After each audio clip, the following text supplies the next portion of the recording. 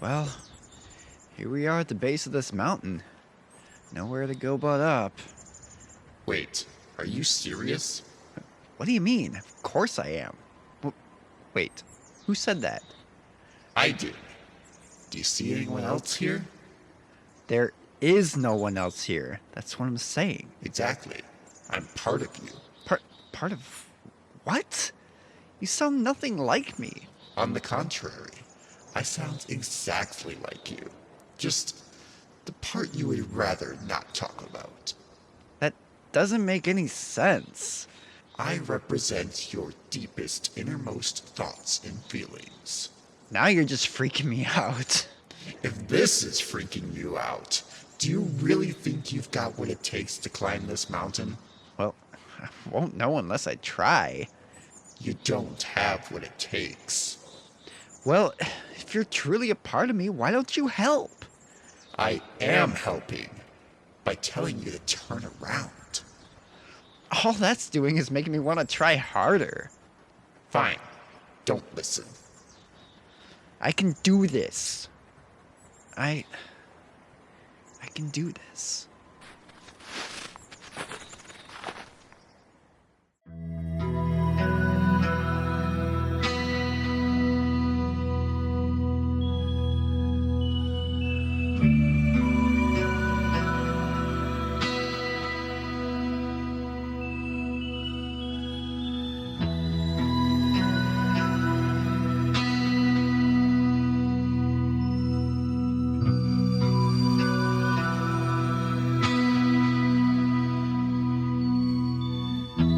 This week on That One Gaming Podcast, we set off for a backpacking trip up the side of a mountain, and the mountain fights back in the super challenging but equally rewarding 2018 smash hit, That One Game, Celeste.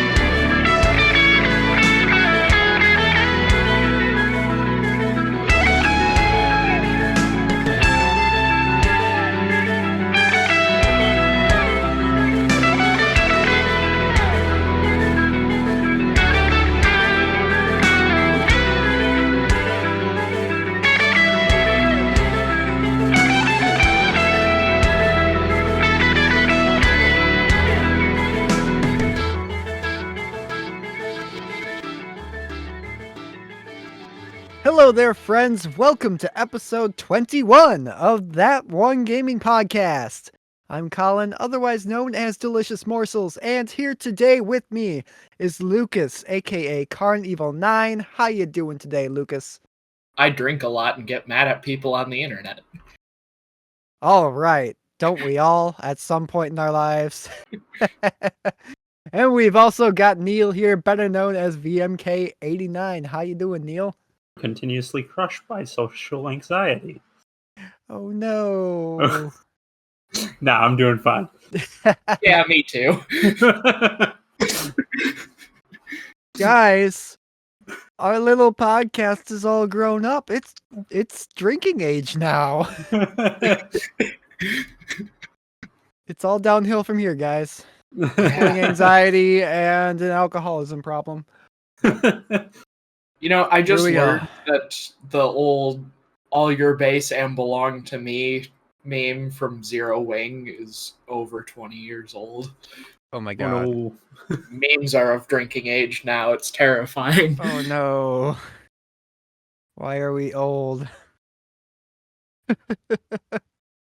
Anyway, this week we are back with the latest entry in our That One Game series, with the newest game to be featured in the series so far by quite a large margin, 2018's indie masterpiece, Celeste.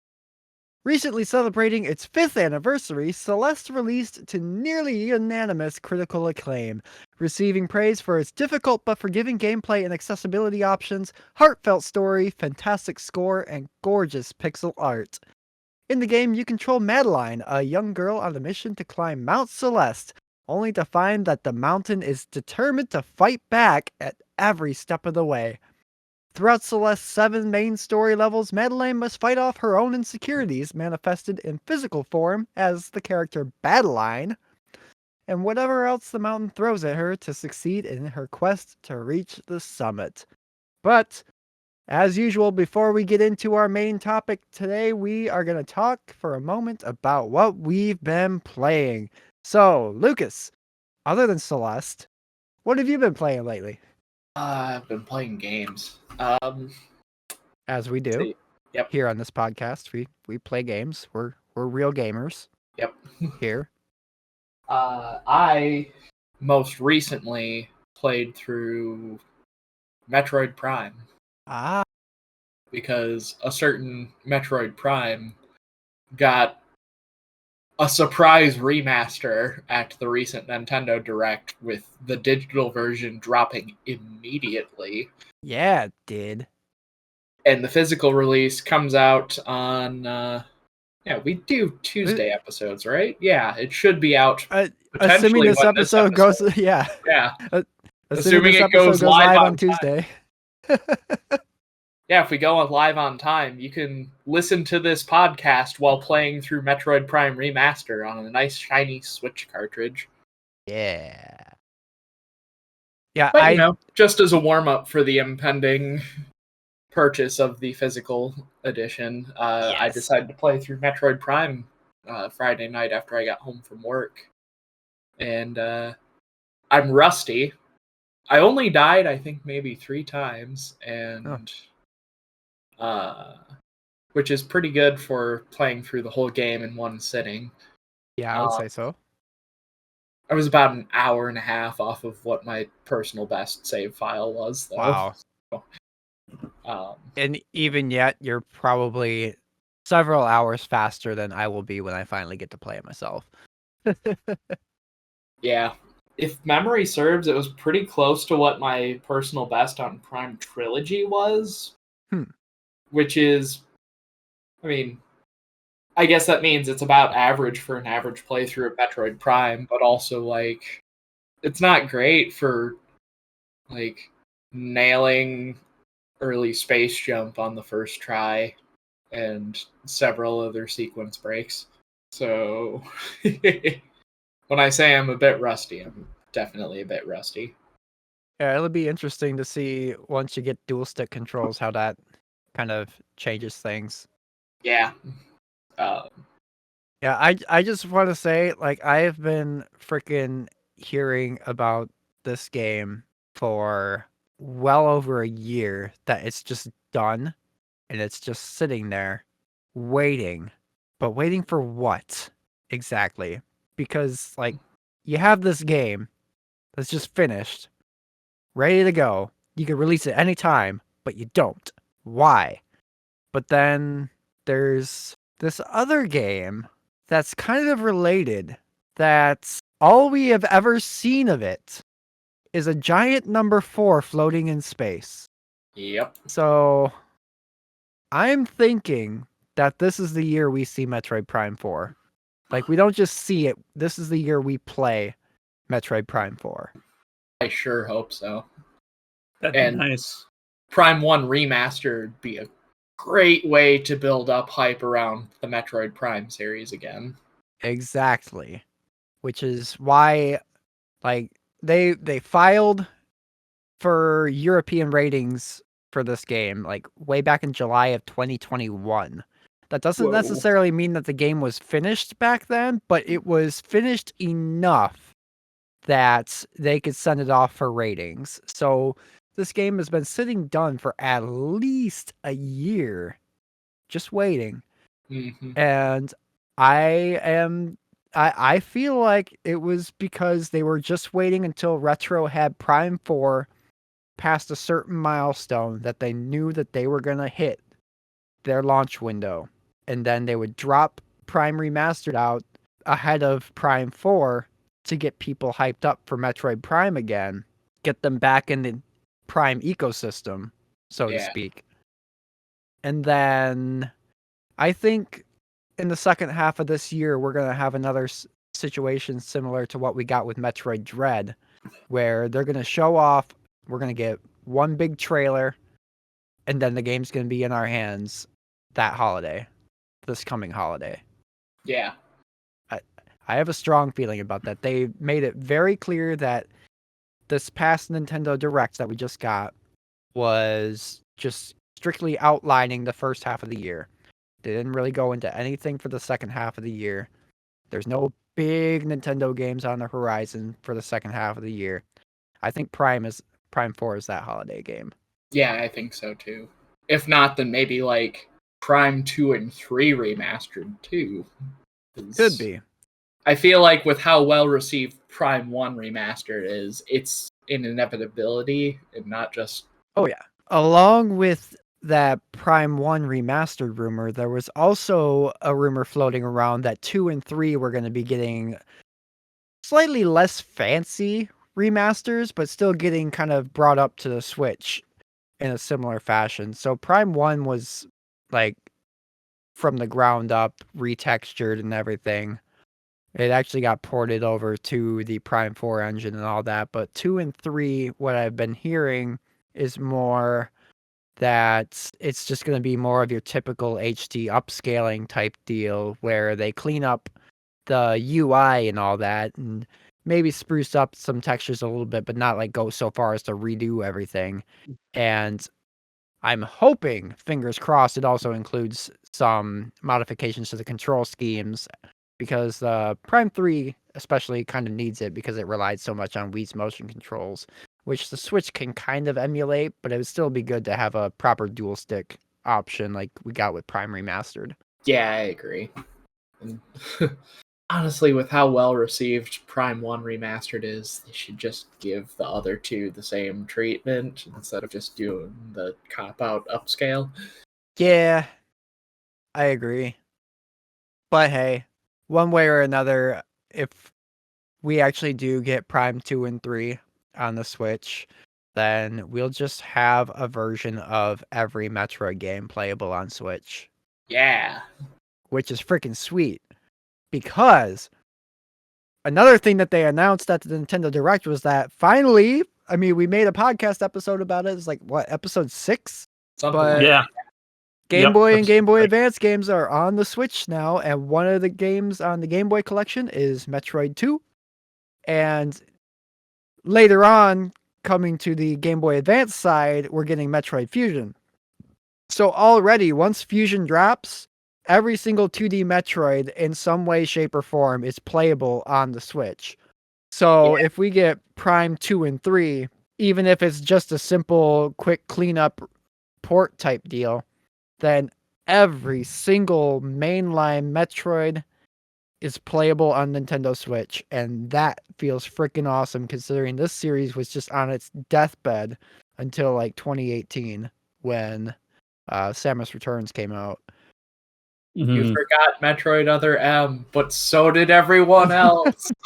According to Nintendo, that is officially spin-off. So mainline Metroid is the 5 2D entries and the 3 soon-to-be 4 Prime games. Yeah, that's fair. I mean, I wouldn't actually mind a port of Other M either with a proper control scheme that's not playing on a Wiimote. I mean, I would play it. Yeah, I personally really enjoyed playing Metroid Other M, even if the story was kind of wonky. But yeah, I can see why they would reclass that as a spin-off sort of thing, because it is kind of redundant. Like, it's basically Metroid Fusion, but Adam, instead of being a computer, is still a flesh person. Yeah, and it kind of radically changes the characterization of Samus that we've grown accustomed to throughout the 2D games and the Prime games. Yeah, Yeah. I feel like that's the biggest atrocity it Yeah. committed. Like, Yeah. I was watching, I came across a Twitter thread sometime this week where they were showing the scene where Samus is killing the first boss in Metroid Dread. I forget what its name is, but it's that thing with the big tail. Yeah. But just the way that she is animated in that scene, like she's so confident that this thing doesn't even phase her, and like the way she freaking takes that thing down is just epic. And like she's like that throughout that entire game. Yep. Like I love it when she squares up with Kraid and she's just like, Oh, "Oh, it's you come on. again. Oh, it's you again." Well, she like point blank blasts him in the face. And it's Yep. just, and Other M just didn't really characterize her in the same way. Yeah. But I mean, as far as the game goes, I think it's still worth a try for the gameplay. I'd like to try it. I mean, Maybe we'll have to do that one game on it sometime. When we run out of all of the other Metroid games to play. right. That would sure be one. Yep. Yeah, we've done mostly positive Batwing games so far, Yeah. Right? except for a little bit from my side on Pokemon. Yeah, that's fair. Yeah. But what else you been playing? Uh, Because I mean, Metroid only accommodates for like 3 hours it was for 4 you hours. anyway. 4 hours, okay. That actually kind of really was all the games that I played this week was Celeste and Metroid Prime. I had kind of a Nice. weird week. I went home sick from work on Tuesday. Yeah. Yeah. Had a bit of a stomach bug that has since passed around to Mavis, Becca's mom, and apparently Becca's sister now. So Oh, that's Yeah. fun. Wow. Huh. That sucks. yeah, Stomach bugs are the worst. yep. But I was feeling good enough to play through all of Metroid Prime in one sitting. Yeah. So I'm yeah. better at least. All right then. Well, what about Neal? You been playing anything besides Celeste lately? Minecraft? The Minecraft is the main thing, honestly. Mario Kart a little bit. Just at this point, I'm playing a little bit of it with my dad every night. Is kind of our routine. Just 1 or 2 cups. But as for Minecraft, when this episode goes live, tomorrow's episode will be up, so you can go check that out. We are in the final phases of preparing for fighting the Ender Dragon. Ooh. I'm thinking probably, after this podcast goes live, it'll be like maybe one more episode of prep. And then after that, we'll be fighting the dragon. It does kind of depend on who can join at what time. It may take some time to schedule because we're having a lot of people from the podcast hopefully joining in to all kill the dragon together. I am very scared that there's going to be a lot of deaths. Yeah. Yeah. Well, yeah. With the no death server right now, that's kind of big. But it's a 3 strikes and you're out type rule set. But the main thing that makes it really difficult besides that is that we have it set so natural regeneration is off, which means that eating food doesn't heal you. So damage is pretty much permanent without golden apple or a instant health potion. Yikes. Yeah.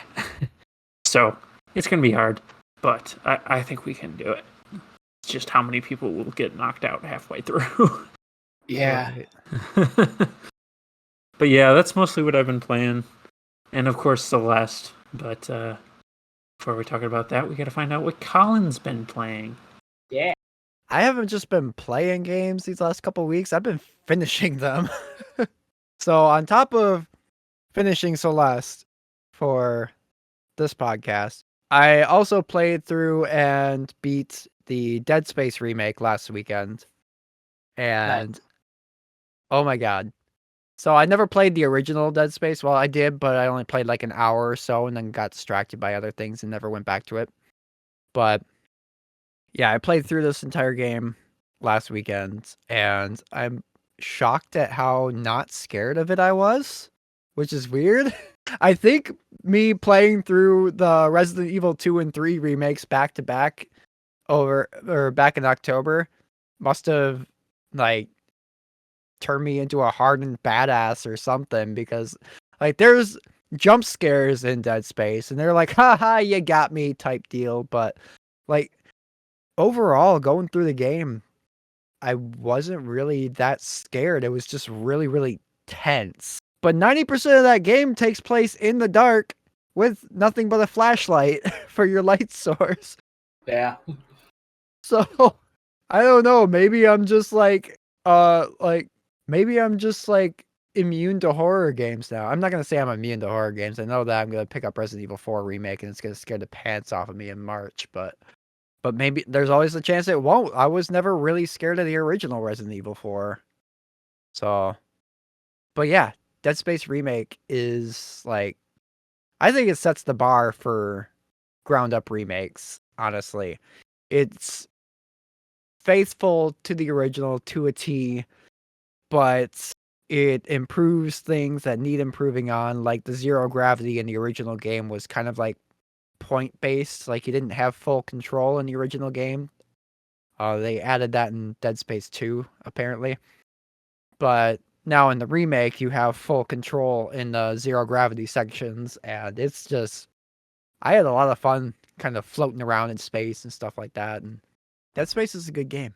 You should play it. Except for the hunters, because they suck. It's the one enemy in the game that you can't kill.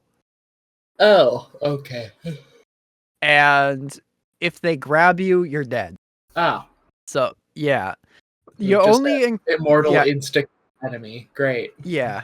Yeah, you only encounter them in a couple of chapters, so they're not like regularly spawning enemy. And typically once you get outside the room that you're in with them, they don't pursue you past that. But there's one chapter where there's a series of checkpoints that you had to do throughout the chapter to move on. You had to clear out these alien growths, I guess, that's kind of overtaking the ship, so that way you can access other parts of the ship. And every single time you clear one of them, a hunter spawns in and drops in behind you.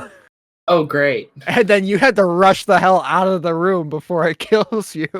The nice thing is, they can still be dismembered like any other enemy, which that's one thing that's really cool about Dead Space is the way they, the dismemberments and stuff work. Because like literally every limb on these enemies can be dismembered with like your plasma cutter or your other weapons and stuff. So you can take out their legs, so that way they're slowed down, they have to crawl toward you, or you can take out their arms first, so that way they can't hurt you as bad. I always went for the legs just because it seemed like the most easy thing to do. Take out the legs and then they sit there and crawl to you, and then you just walk up and death stomp them until they die. That was my preferred tactic to preserve ammo. But the hunters, they regenerate after a while. So you can take out their limbs and slow them down, and then you shoot them with the stasis, so that way it really slows them down. And then you just get the hell out of that room before they get up again.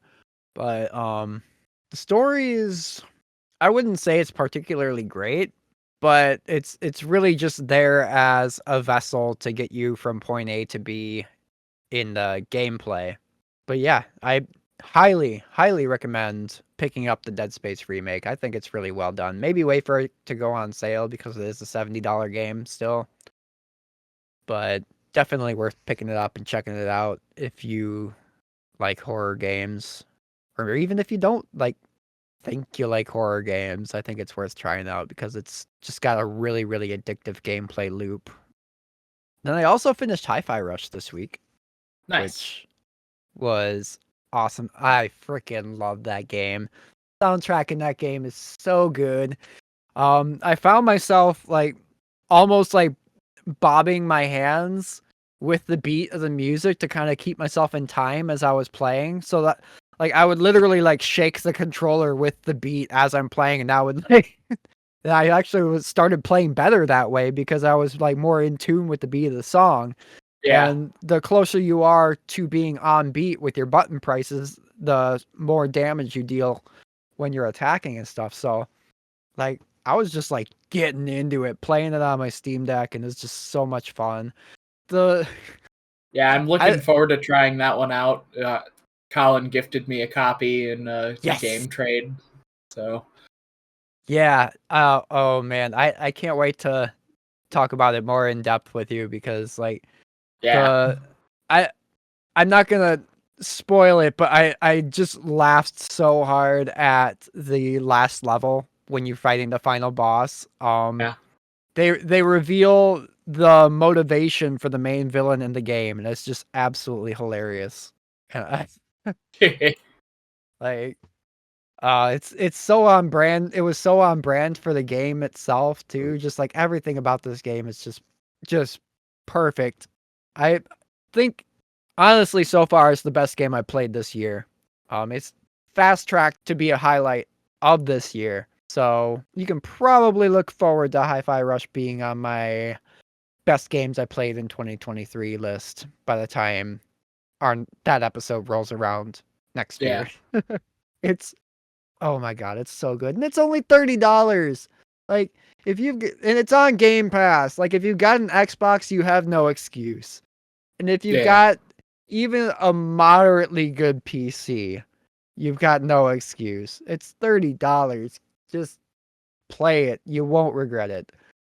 Moderately good PC. I have like 5 of those. Yeah. There you go. Oh my Question goodness. is it on Linux and Mac?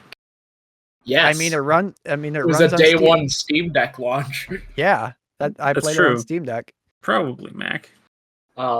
That's Yeah. one thing that now that you remind me, that's one thing that I really think was really impressive with this game because this was a shadow drop that had zero marketing lead up whatsoever. It just showed up on Steam and day one it worked flawlessly on the Steam Deck.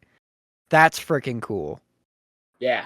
The Steam Deck is definitely, I think, making an impact. I think it's yeah, I would say it is on the developer side. I'm still not in the camp that it is the Nintendo Switch killer or anything like that because it's got a long way to go before it's pushing Nintendo numbers. Because Yeah. at the end of the day, Nintendo is still Nintendo, and they're not batting an eye at the Steam Deck, no matter how much fanboys want to play it up. Yeah. But it Nintendo is doesn't care. yeah. I care about the Steam Deck because gaming on Linux, and that's the impact Yes. that I like. Yes, it is absolutely making an impact on that front, and it just continues to improve by the day. Just, I mean, I've had mine since October, and I've already since then seen a significant improvement in just like game supported and feature support, and just the device continues to evolve, and that's what makes it so good. Yeah, honestly, it's even making like desktop Steam on Windows better because like on Steam Beta they rolled out the like Steam Deck big picture interface as the new big picture mode.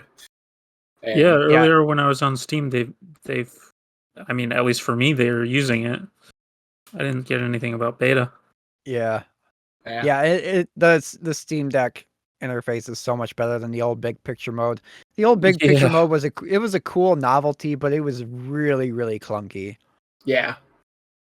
Like this feels like a proper I could have this like on just like a You could Linux have it on a screen. set-top box that's plugged into your TV that just boots directly into it, and then that's your interface right there. Yeah. Just easily. Like that's how they intended for the old one to work, but it just never really got there. Thank you for saying that in words that a Linux user would otherwise butcher. But yeah, and then just yesterday I finished my first Final Fantasy game of the year out of the ones that I said I wanted to finish this year that I haven't yet. And I beat Final Fantasy 2. The original Final Fantasy 2, not the North American original Final Fantasy 2, which is actually Final Fantasy 4.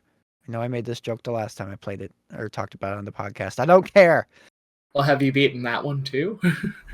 Not yet. That's another one on the list. Ah, Which is funny because I think of all of the Final Fantasy games that I have, I've probably got the most copies of Final Fantasy 4. nice. I've never beat it. I got close on the GBA version, but then I never really finished it.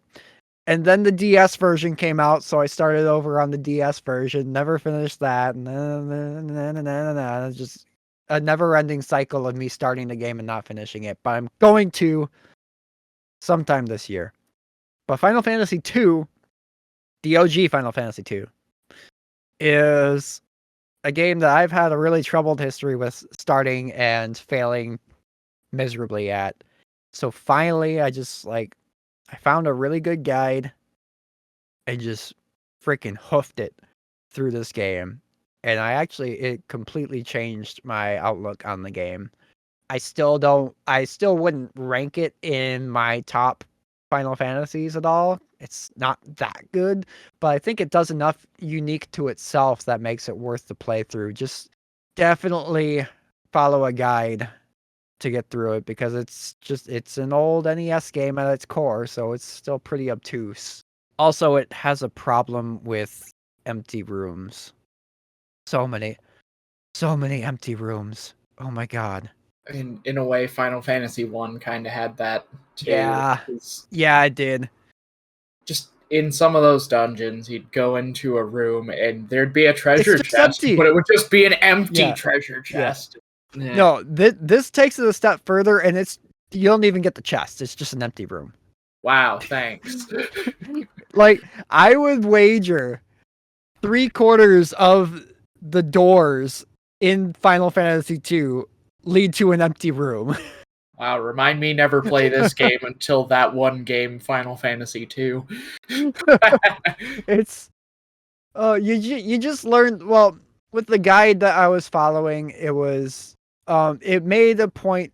It was a guide to get the achievement for 100% treasure chests gathered and everything. So as long as you follow that, you can just ignore all the empty rooms. But there were times when I was going into a dungeon and I didn't feel like pulling up the overlay to check the guide for a specific floor.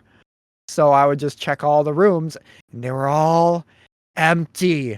And not only are they empty, okay, but when you go through a door into a room, it drops you in the middle of the room. Oh, So no. you have to walk all the way back to the door to leave back into the main dungeon.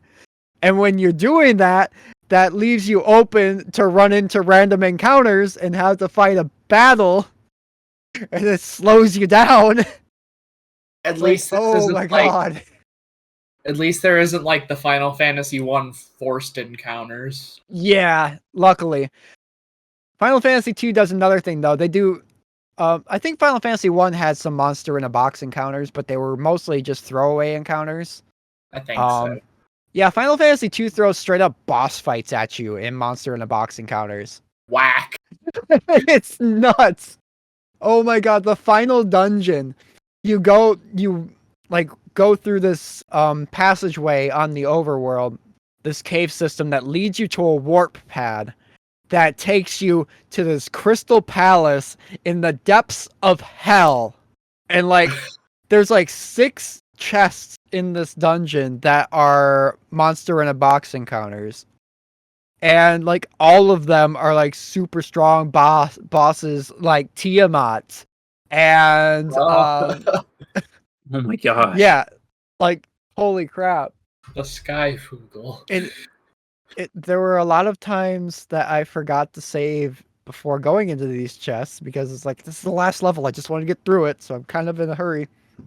Because there's also just a random spawn throughout that level that is called the Death Rider, and it just hits you for at least 1,400 damage every single time, and that drains that damage, so it heals itself for it. So That's the power of the opening track off of Anthrax's first album for you. it was already a really dangerous dungeon to be in because it's the final dungeon of the game, and then you get these freaking forced boss encounters in the most random freaking chests. But then I get to the final boss fight, and he's just completely annihilating my party. Like, I basically only have one party member that was able to deal damage in any capacity. And then I had two characters that were constantly on buff duty to make sure that that one character could continue to deal damage. And then fourth character was a late joiner to the party, so his stats were just terrible because of how the leveling system worked in the game, and I didn't feel like grinding him up to be closer with the rest of the party that late in the game. So he was really squishy, and he would just die with one hit constantly, and he did. So I was constantly having to revive him. But so because of the way the leveling system works in Final Fantasy II, where everything is use-based. You don't have traditional levels. You level up your sword by using your sword. You level up your cure by casting cure. Stuff like that. So, like I said, I only had one character that was really able to consistently deal damage, and I had haste on him. And then the final boss, the Emperor, decides finally, after targeting the squishy guy for like the entire fight, which you just made him a good decoy, basically. Like, I'd revive him every couple of turns and stuff, and he'd just draw aggro for whatever reason, while my main attacker did damage. It's like, fine, okay, this is working. It'll be slow, but I'll get there. He casts slow 16 on my main attacker. Why does slow go up that high? That's gross. Okay. So now back to how leveling works. The only way to counteract slow is to cast haste. Like, there's no item that just removes the slow status. My haste spell was level 3. And because of the way leveling works in this game, my level 3 haste was not enough to completely remove the effects of level 16 slow until I cast haste like 4 times on that character. And the problem, what made that slow spell so debilitating was because your hit percentage is tied to your speed. So once he got hit with that slow spell, he couldn't hit the boss anymore. So suddenly I'm doing 0 damage to the boss. Gross. That's a problem. Yeah. So then I remembered I had this weapon in my inventory called the Blood Sword. And for whatever reason, I misread its description, so I thought it was really bad and never used it. But the Blood Sword is an interesting weapon in that it doesn't deal damage necessarily based on a character's stat, but it deals damage based on a percentage of the enemy's health. So I gave it to the squishy guy because since he kept dying, he didn't have any debuffs on him after I revived him, so didn't have to worry about that. And then just had him start attacking, and suddenly he's swinging for like 7,000 points of damage per swing because that sword is doing like 1/16 of the boss's total HP every single time it hits. So then he dies in like 4 turns. I was like, oh, why didn't I do that from the start? Thanks. It would have been a lot easier.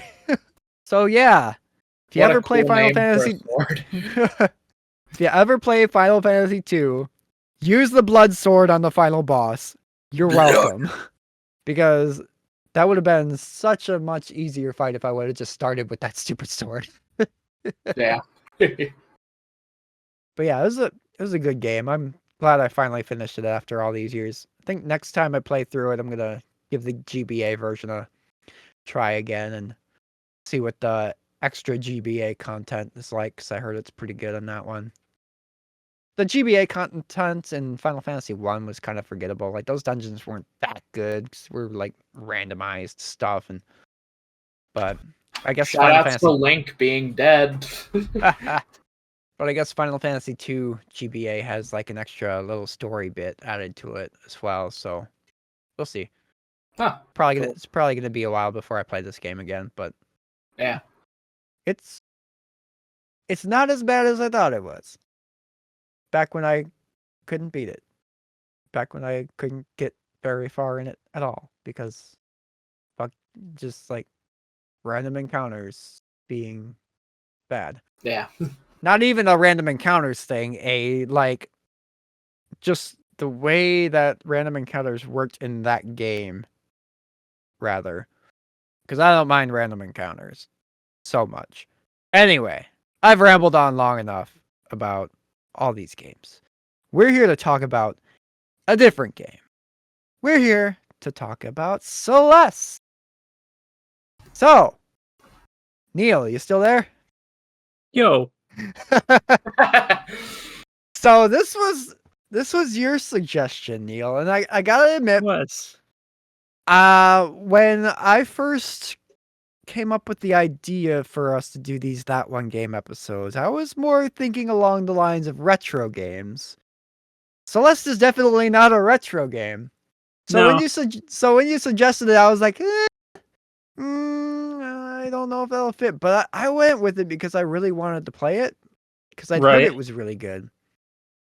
And because a lot of the reason that because it's such a modern game, like because of the music and stuff involved with That One Game episodes, modern games don't have as many resources out there for learning, especially not the approach that I take to learning songs because I am a guitarist that cannot read sheet music to save my life. So I knew that was going to be a challenge going into it, and it was, but I got there, and you'll hear the music in this episode. You probably heard some of it at the beginning.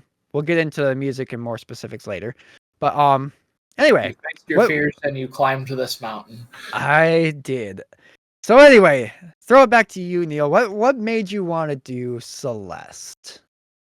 Well, mostly because it had just recently, with the start of this podcast, had bumped off Mother 3 as a favorite game of all time. Or not favorite, best game I've ever played.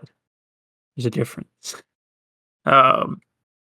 And I love the music, so I really wanted to hear a metal interpretation of one of the songs specifically, and whatever else you did. But no, this game is absolutely fantastic.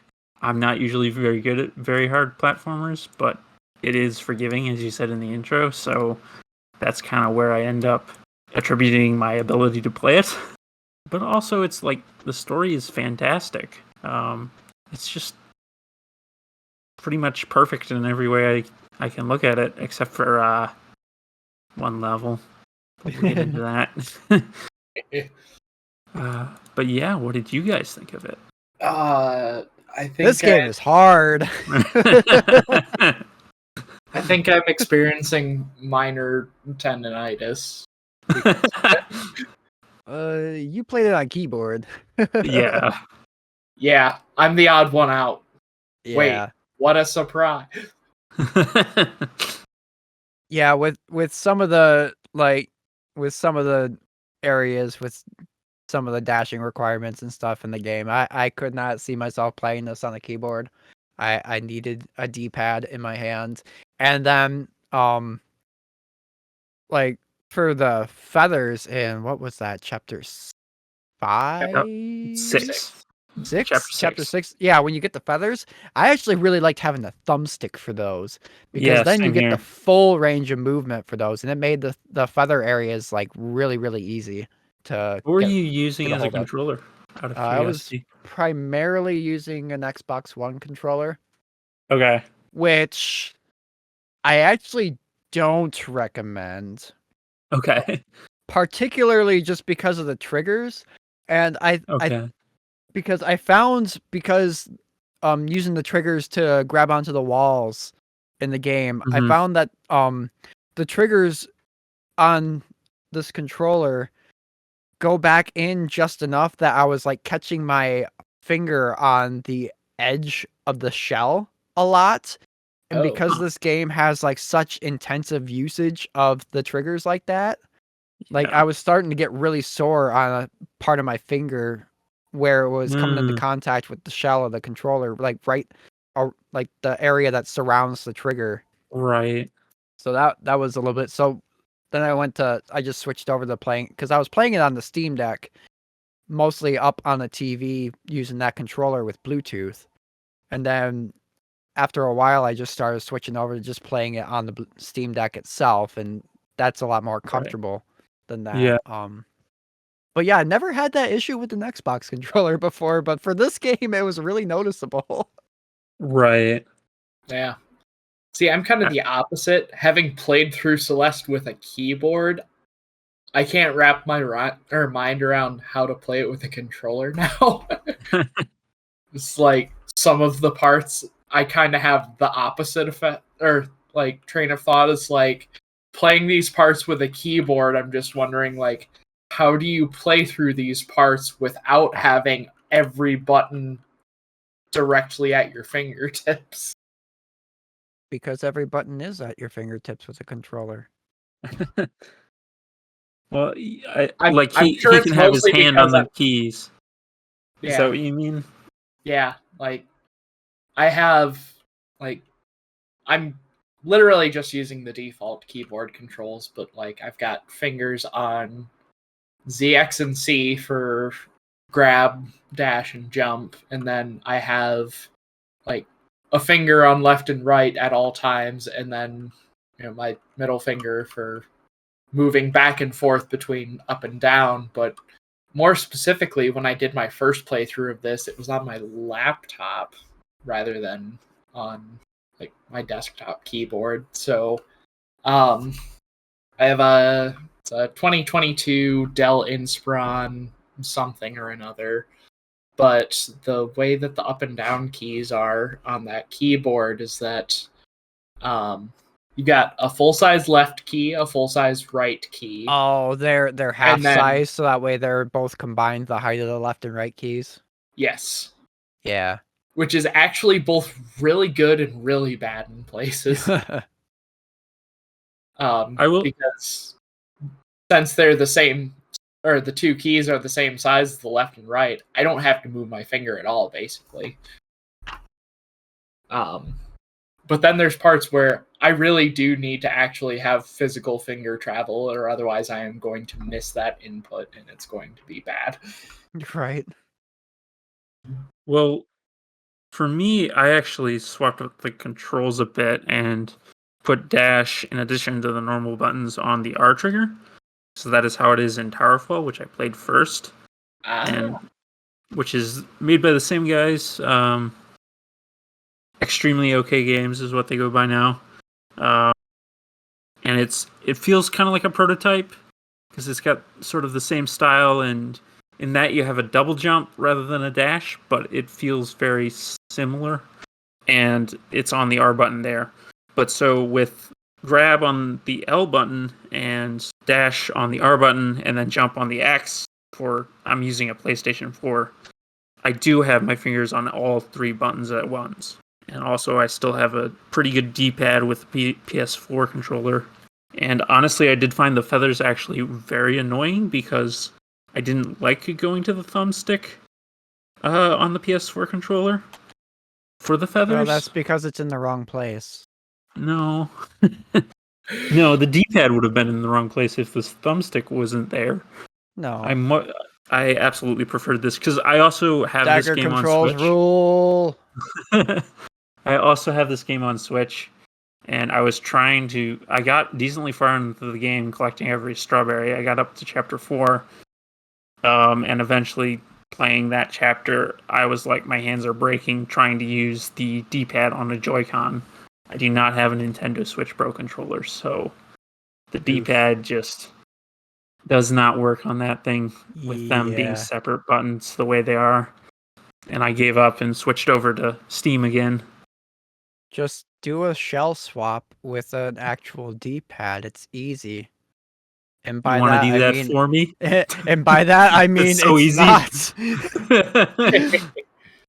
I mean, it's not the most difficult thing in the world, but like, the ribbon cables are what kill it for me.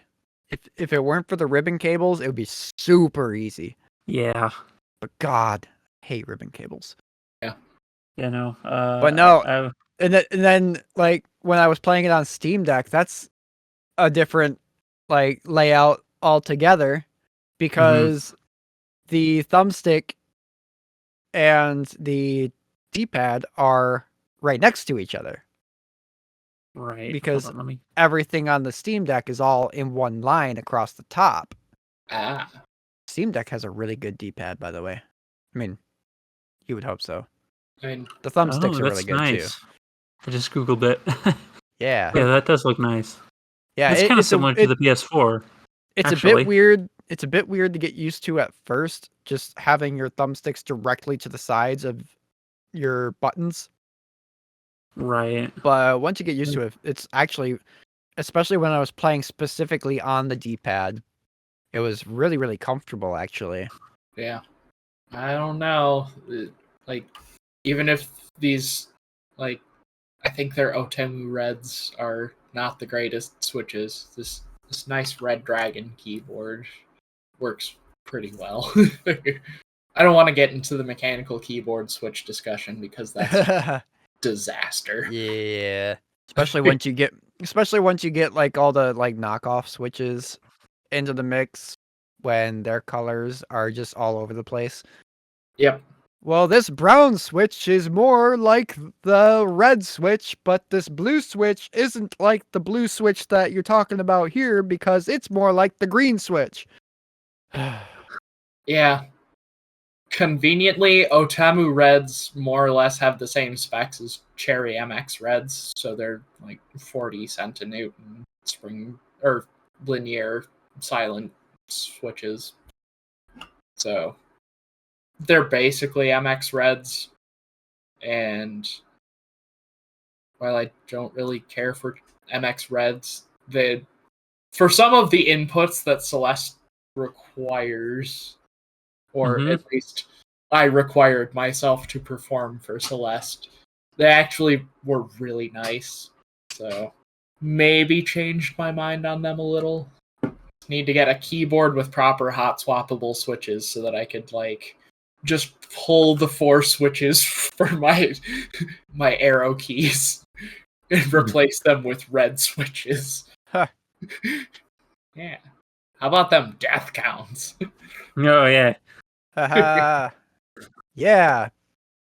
Yeah, that's one thing that's really fun about this game actually is that it literally keeps track of all your deaths because you will die. You will And very then- much die. And Yeah. and then you will die. And then after that, you'll probably die again. And I'm then, still dying. yeah. So at the end of every level, it's really cool to see. It's like, oh, look, I died 300 times in this level that took me half an hour to beat. Wow. Yeah. My death total is 13,765 and counting. Let's see here. I gotta look up mine too. Yeah, same. Unless you're watching the YouTube version, which I started a new file for specifically for that purpose, and then my death count's only 556. Nice. But Pro wait, was there? skills. Aha. That was your second playthrough. Was there Linux or task tools in there? No. Oh my gosh. Were you getting all the strawberries? Not even close. It was just like a Okay. straight 90% playthrough. Okay, that explains it. My final death count was 1,578. Oh. What was yours, Lucas? On your first run, that is, and counting? On my main file is 13,765. I am a Okay. god! Hold Actually, on. actually, no. I just mainlined the hell out of this game. Yeah, and because of that, your death total is less than my Yes. chapter 3 with all strawberries total. Yeah. My death count on my Steam version, that I've had this game longer than these two guys, so I've just played it for fun a lot, is at 11,383. So that's not as much as Lucas's. But I have played the B-sides with it. I haven't gotten all of them. And also it was like my very early play included with that, in addition to all the times I've replayed it. Yeah. On the Switch, where I only beat the first 4 levels, I already had 3,397 deaths. So, Considering you got all of the strawberries. Yeah, up through the very end of Chapter 4, I got all of the strawberries. Pretty good for 3,000 deaths. Yeah.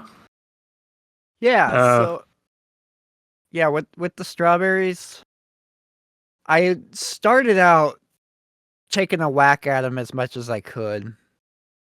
And then the further I went on, there were more and more that were like, this is taking a lot of brain power and a lot of dexterity, and I want to move on. So I did. Right. So like, yeah. it got to a point where like in the later levels, it was like if there was a strawberry on the screen and it wasn't like in my immediate path that I was traveling, I was probably not gonna worry about it. Right. And I didn't go out of my way to track any down either on any like hidden screens. Right. I bet the strawberry flavored bullet and collected all 175 of them. Yikes. My first playthrough was similar to yours, Colin. Around the end of Chapter 3 was when I was like, okay, I can't get every single one, but I'm going to try. Yeah. And then around halfway through Chapter 4, I was like, all right, I'm going to stop trying on a lot of these. And I was recently going through Mirror Temple for the first time since I beat it the first time, and I missed so many strawberries. And some of these I was getting easily on my later playthrough. But see, that's one of the things I really, really loved about this game, though, is like it's as challenging as you make it. Right. Yeah, like there is the core difficulty that is really challenging. But then on top of that, you've got all these extra things that you can do and just really compounds that difficulty as much as you yourself want to. And I really, really enjoyed that. So like if I was feeling really cheeky one day and I wanted to try and get some of these tougher rooms, I would just hammer it out a little bit and try it.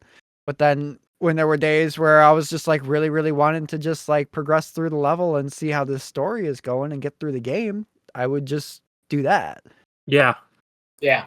It's interesting though, like the strawberries are a totally bonus thing. They tell you very early on they're just for being prideful of yourself, of like, oh, I got all of the strawberries. And yet I feel like I haven't been compelled to collect a collectible this much in any game. Right. Like the Chaos Emeralds. Like, no, you don't have to. And just like, right. I'm gonna collect these because you said I didn't have to. Right, exactly. Well, you told me not to, so now I'm gonna do it. Right, like in most Sonic games, I haven't collected all the Chaos Emeralds, and you get a giant golden form. Chaos! Not that Chaos, different one. The blue one. Yeah, the Chaos Emeralds give you a super form, and like I'm not as concerned about those than the strawberries. I was like, when I chose this game, I was like, I'm gonna get all the strawberries on the Switch, and I got like halfway there, but I did try to pick up all the ones I missed when I was playing on Steam. I don't know, it's clever. Like they're not necessary, but they feel very good to have. Yeah. Strawberries aren't the only collectible, though, in the levels. Oh, yes. There are also crystal hearts, which They don't tell you that they're important until much later. Yeah. But also the B-side tapes. Yeah. I like the Yeah. B-side tapes. Yeah. It's a cool nod just because I'm into like obsolete media. I have above my desktop an entire like former radio station rack of cassette tapes. So like I think they're cool. Pretty sure that with one of the versions of a deluxe of this game, they provided the soundtrack to Celeste in cassette form. Yeah. It might have been the limited run. That sounds like It- something to do for that. I think it was a fan gamer thing. Could be. Oh, you can just buy it on cassette. It's Yeah. not part of a deluxe issue. Yeah, you could buy it for $14 right now if you wanted to. Speaking of the fan gamer thing, if for some reason you don't own this game yet physically and you want to, like me, because I missed out on it back in its limited run physical releases, which are now insanely expensive. Oh yeah. But in celebration of the game's 5th anniversary this past January, they opened up pre-orders for a new 5th anniversary edition, physical edition from Fangamer that you can pre-order. We'll put a link in the episode description if that interests you, because it's got some new box art that looks really nice. There's a regular and a deluxe edition for both Switch and PlayStation 4. So if you like the game, it's definitely worth checking out. And I think this game is worth having on the shelf for sure. Yeah. But there's a bunch of stuff added in with that. Yeah. But art album. But back to the B-sides. I didn't get too many of them. I think I might have gotten just one or two of the tapes. But what I really liked was when you got to the B-side screens, it would like switch to an 8-bit rendition of the song. Yeah. Yeah, there's remixes. That was really cool. Yeah, they are cool. Yeah. And the songs normal levels are just fantastic. Yes. To begin with. This game has an incredible soundtrack. Yeah, Yes. I love it. Shout outs to Lena Raine, who composed it. Like, just every single song on this soundtrack is just incredible. And the way that they progress as the level progresses was so cool. Like, you always know kind of where you're at in the level based on the music. And that was really awesome. The biggest thing for me with that is in the second chapter, Resurrections is the song name. When that chase scene starts. Yes. Oh my gosh, that music cue. Yes. Love that part of that song. Yeah. I'm willing to listen to that entire song just for the chase section. You can get this soundtrack on iTunes and Spotify too. Yes. So check that out as well. Yeah, but cassette tapes though. A cassette tape player? Yeah, actually I do. On the subject of the music though, I was just reading the Wikipedia page before as I was putting together notes for the episode and stuff. It's really cool that she used a different instrument to represent each character in the music. Really? So Madeline herself is represented with the piano, right? But Badeline is represented with the synthesizer. Right. And Theo, yes.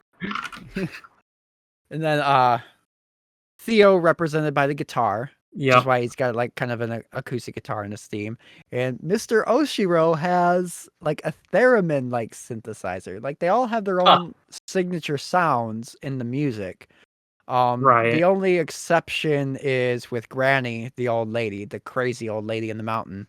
Because according to Lena Raine, she embodies the power of the mountain itself and is a fairly omnipresent figure. So like all of the other instruments. She's kind of like all of the above type thing. She's the rhythm section with which the music plays over. Yeah. Probably. Yeah, so I just the amount of thought that went into all of the music for this game was really cool. I had some fun doing my my renditions of a few of the songs from the soundtrack. It took some extensive searching to find a way to convert these into a way that is interpretable by a guitarist that doesn't read sheet music. And that which I could also start to morph them into my own arrangements and all that stuff. So, but I got there down to the wire. But I'm really happy with how the music shaped up for this episode. And I'm actually, Neal, you mentioned Resurrections. Mm-hmm. That was one of the songs that I really, really wanted to do, but couldn't quite get it there for this episode. Part of the reason is it's a 9.5-minute song. Yeah, fair enough. But Fine. I do intend to still work on and do my own version of that song as a standalone release aside from this Yeah. episode at some point in the future. It's just going to take some time because, like I said at the beginning of this segment, like trying to find the material to learn this stuff being such a modern game is a little more difficult than a retro game where there's a vast library of MIDI files and stuff that I can work off of. Yeah. But yeah, I would honestly rank this up there as one of my favorite soundtracks that I've ever listened to in a video Dang. game. Like it's very good. it punches well above its weight, I think. Being just a soundtrack from an independently developed video game. Like Yeah. Lena Raine outdid herself with this music, absolutely. Yeah. Which, B-sides aren't just cassettes to collect, though. They're also levels. They sure are. yeah, they Yep. are. My hands hurt. So, yeah. Yeah, like the B-sides are like if you thought the base game was difficult, the B-sides crank it up a notch. And Yep. then they Yes. crank it up another notch. They sure And do. then they're remixed versions of each level with a higher difficulty curve with some, I think they add some extra mechanics mixed in there Yes. to kind of mess with you. Yeah. They use some mechanics that were already there, but that you probably didn't notice. Yep. Yeah. Basically what it is. Such as the dream blocks in the second chapter. If you hit A or jump, whatever your jump button is, out of as you're coming out of one of those dream blocks, you do a little jump, like you get some air out of it, which is necessary for B-side Forsaken City. But you could do that in the previous version the whole time, and it's very fun going back and just jumping every time. So it makes you feel cool. I love those dream blocks. They were so much fun. They are so much fun. Yeah. Dream blocks were probably one of my favorite things they introduced. Yeah. Way later on, like way later, like when you get to the final stretch of the summit in chapter 7B, after completing all of the like little subsections that kind of recap the first 5 chapters, they decide to throw a new mechanic at you where if you dash into like the side of a wall vertically, like it was a wall that you could grab onto. If you dash up into it and press the jump button as you hit that, then you get to do an extended wall jump. Yep. And Hard.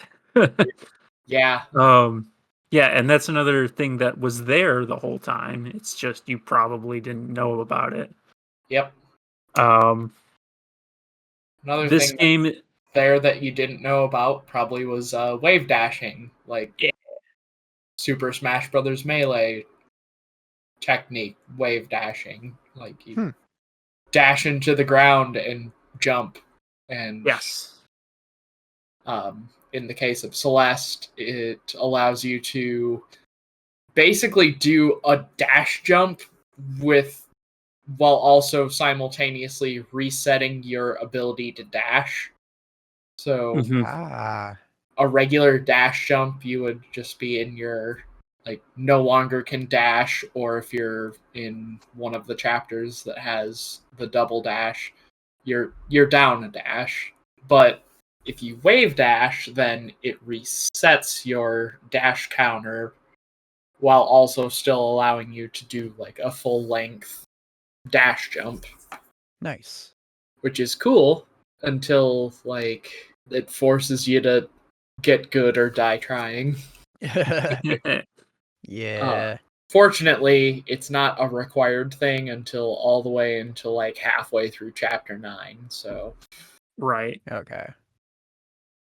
it- I didn't it's go that nothing. far. It's nothing you'll ever encounter in the base game, really. Yeah. Okay. I would wave dash a little bit because I was familiar with it from watching some speedruns of the game, and it's hard to find where it's specifically applicable, but it is fun to do correctly. Yes. Yeah, this was kind of my first experience with wave dashing in general. Because by the time I had learned about wave dashing in Super Smash Bros. Melee, my disc for Melee had already cracked, and yeah. Oh no. Yeah, I brought it to a friend's house for a sleepover, and sometime between bringing it there and bringing it back, the disc cracked. Ooh. Yeah. Yeah, and this game was with all these special techniques that are in there if you are more advanced. This game is basically a love letter to speedrunning, and it is also why B-sides exist. They wanted to tell their story. I was looking into this a bit of the history of the making of the game. They wanted to tell a story with the game, but at the same time, once they added all these mechanics in, Maddie and their team were feeling like they wanted to give harder challenges to the players that were more experienced with the games without having to worry about telling that story. And that's kind of how B-sides became a thing. But That makes sense. Because, I mean, Yeah. they've got a very, very solid base there Yes. to build off of and stuff. And I could see them definitely making use of that. Or Yeah. wanting to make use of that outside of the base game. Because why Right. let it go to waste? Yeah. No. And Chapter 9 was a DLC pack, so Yeah. technically it wasn't out when the full game came out, but all the B-sides and Chapter 8 were all there. Yeah. Chapter 8 sure is something too. Colin, did you ever go into Chapter 8 and see what it was all about? I did not. Okay. Lucas, you want to talk about Chapter 8? And its interesting mechanic? So the interesting mechanic of Chapter 8 is that you kind of go into the underground cave that is the core of the mountain, and it starts sort of interfering with Madeline and her connection to Badeline, and you lose the ability to regenerate your dashes. Wait, you lose it entirely? Yep. Yeah. Oh. You don't lose the ability to dash, you lose the ability to regenerate them. Yeah. Yeah, so like when you land, you don't get it back. Yeah. Right. Oh. Um, yeah. Boy, are the last 5 strawberries of the 175 puff. Yeah. Yeah, your dashes don't regenerate, so you're relying on a lot of like very precise wall jumping and just basic platforming skills without any sort of dashing mechanics. The green crystal. I played a little bit of Chapter 8. The green crystals that were introduced way back in Chapter 1 that replenish your dash in midair. Those are your best friend. Yeah. They also introduce a kind of neat, like, hot-cold mechanic where there are switches placed in the level, and they will flip from either, like, flamin' hot level to cool ranch level. Huh. So, like, you flip the switch, the level goes from hot to cold. All of the fireballs that would kill you on contact freeze, and you can bounce off the top of them. Then there's bumpers that are present in the cold section that are spicy, flaming hot bumpers that kill you if you touch them in the hot section. Nice. There's also breakable platforms that show up. In cold climate, if you jump on them, they kind of slowly start sinking before breaking up. But in the hot climate, if you jump on them or you grab onto them, they will kind of like scoot back and then fling you in whatever direction you happen to be most aligned with at the time. Huh. It's very cool, but also very frustrating when you're trying to collect the final strawberry. Understandable. Yep. And then there's also conveyor belt walls, as I guess the best way I would describe them. I think it's supposed to be like heat waves pushing you up or something. Probably, but they always seemed like conveyor belts like to me. Yeah.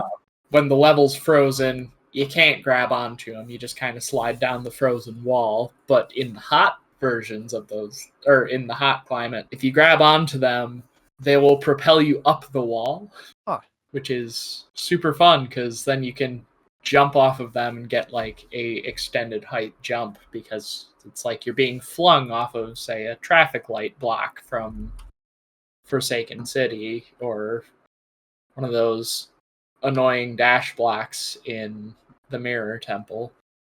Yeah. Yeah. Core is very difficult. Yeah. I didn't go there. Yeah. The very lengthy Chapter 9 withstanding, I think Chapter 8 is probably the most difficult A-side I've completed. Yeah. Yeah, my chapter 8 and chapter 9 were arrange the music and record the music. Understandable. Which were challenging all in their own. And by the time I got to the end of chapter 7, I was just like, okay, I rolled the credits. I have had my fill for now. Because I still have all the music to work on. Yeah, that's right. But like that's fine because everything afterward is all supplemental stuff. Yes. It's there for people that want to keep going, that want to continue. A lot of times when I play a game, I'm just happy if I see the credit. This is Right. one of those cases. Chapter 8 also, you can go into it, get the little story cutscene, and you find out what the mechanic is with the dash replenishing not happening. But you get stonewalled with a requirement of having 4 of the crystal hearts at the very minimum. Yep. Which are another collectible. Oh. Yeah, I wouldn't have gotten very far in that at all then because I didn't have any of those. Yes, you didn't have any. That is honestly why I haven't gotten very far in core, is because I only just recently, I think for this podcast is the first time I got over 2 crystal hearts on Steam, and I got them all. I was doing all of the collectibles on the Switch, so I was like, well, I can do this on Steam now too. And then Chapter 9's even worse, where you have to collect 15 crystal hearts, which is chapters 1 through 8 A side, and then chapters 1 through 7 B side. Yeah. Because B-sides give you crystal hearts in a different way than crystal hearts normally are. Yes. Crystal hearts there are just like the end of the level. Yep. So in some ways it's easier because in crystal hearts in the actual game, they are very hidden collectibles. Yes, even more hidden than strawberries. There are some weird ones. I haven't even gotten all of them. Like the birds in Chapter 1 that they yes. dash in a direction and then you have to follow those dashes in a certain order and the computer spits out the crystal heart. It's I had to look up a guide for that one because Yeah, from what I saw, just based on like looking up a guide to figure out where to go in a couple levels, and they were almost all the guides you see out there are completionist guides because I mean, why wouldn't they be? Yeah. So like I'd scroll past and they'd be on the crystal heart screen and be like, dash this way, then this way, then this way, then this way, then this way, and I was like, what? Yeah. How would I figure this out if not for reading this? Yeah. Chapter 6's crystal heart is very similar. I haven't gotten that one. Yeah. it's another dash combo, but unlike chapter 1 where you got the birds to indicate, like, just Yeah, there room was full one of that I statues. encountered. Yeah, because I remember there was one that I came up to is probably that one. That was just like, yeah, a room. There's 4 statues in there, and what am I doing with this? Yeah. Huh. The one in chapter 3. We need to talk about chapter 3 at some point, but maybe not right now. No, chapter. Chapter 3, you had to like backtrack through like a secret area that took you to a previous part of the section you were in, and then you have to go backwards through it, and then you can get to the crystal heart. Yeah. That one was actually kind of fun. Yep. I forget what's the second chapter, but I forget the second chapter as well, but that's where I discovered that the crystal hearts were a thing, because they have it like sort of out in the open, but enclosed yes, in a space that you can't get to when you Right. first get. chapter 2's is way up high, and you have to get to it after the dream is ended, Right. and you have to bounce back and forth between the screens to do it. Yeah. That's an awesome technique. I love that. Yeah. But that's part of the game. Yeah. So that during screen transitions, your dash resets, so you can just climb up a screen edge. Yep, by diagonal dashing up. You can just go zigzag. It's very fun. It's fun to do it even when it's not necessarily necessary. Yeah. I know chapter 4 is the weird Super Mario Bros. 3 reference. Yeah, that one's easy. Chapter 5 is the statues. No, chapter 5 is the Mirror Temple. Yep. Do I have the Mirror Temple? I don't know if I have that one. You just got it on stream before we started recording. No, that was the B-side. Oh, right. Yeah. That's the B-side. What is the crystal heart? I don't remember. I don't have it. Oh, yeah. Yep, I remember that now. It's before the unraveling subchapter, in that room where you've got the red bubble that shoots you all the way to the right, but then there's the other red bubble that can shoot you all the way to the left on the other side. You gotta like dash up into a hidden area above one of the platforms or something. Wait, is that it? No, maybe not. Wait, yeah, I think it is that. Like that. I got it. I don't remember how I got it. Might have blocked it out of my memory. Sounds Yep. traumatizing. Chapter 5 is also annoying. Not as bad as 3, but for different reasons, I guess, is what's true. Shall we get into each specific chapter? I don't remember Yeah. playing through most of this game. I booted up the game and I was possessed by the spirit of platforming.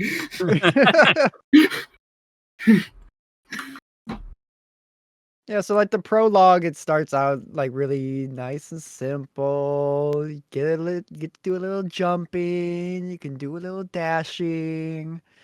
Then you meet Exactly. Granny. Dashing. You meet Yeah, the you do crazy one old dash. lady on the mountain. Yep. Yes. She's like, if my driveway almost killed you, you're screwed. Yeah. Yeah, Granny is great. Yep. She's just completely sarcastic the whole time. But at the same time, she's kind of encouraging in a way. Yes. Yes. Like, she'll sit there and play to Madeline's insecurities a lot and be like, yeah, you really think that you can do this? Good Yes. luck. Yep. But she's doing so in a way that she knows will spur Madeline forward and keep her going. Right. Yeah. Like she offers in a later chapter, she offers Madeline to go back, and it is almost a subtle nudge of like, you can do this. I'm giving you a choice. One of the choices is keep going. Yep. It's like, well, maybe you should go back, Madeline. It's like, no, I'm gonna keep going forward now. Right. You don't have to collect the strawberries. Well, damn it, I'm gonna do it. But yeah, Yeah. prologue is pretty tame. It is literally It's you the learn how to prologue. dash. Yeah. Yep. Chapter 1 is where it starts getting interesting. This game doesn't have too many characters, but you But do in get your chapter second one, you one. meet Theo, which is the other MVP of the game. Yeah. I love Theo. He is like a He's a cinnamon connoisseur roll. of selfies. Yes. He loves the art of the selfie. Yes. He does. As a matter of fact, as a nice, like, in-world Easter egg, you can actually visit his, I Yes. forget what it's called in-game, but there is an actual Instagram account Yes. Yep. under his handle that has all of the, like, pictures from the adventure. Oh, that's awesome. Yeah. Yeah. Instaflix, that's it. Yeah. Yeah, I like Theo.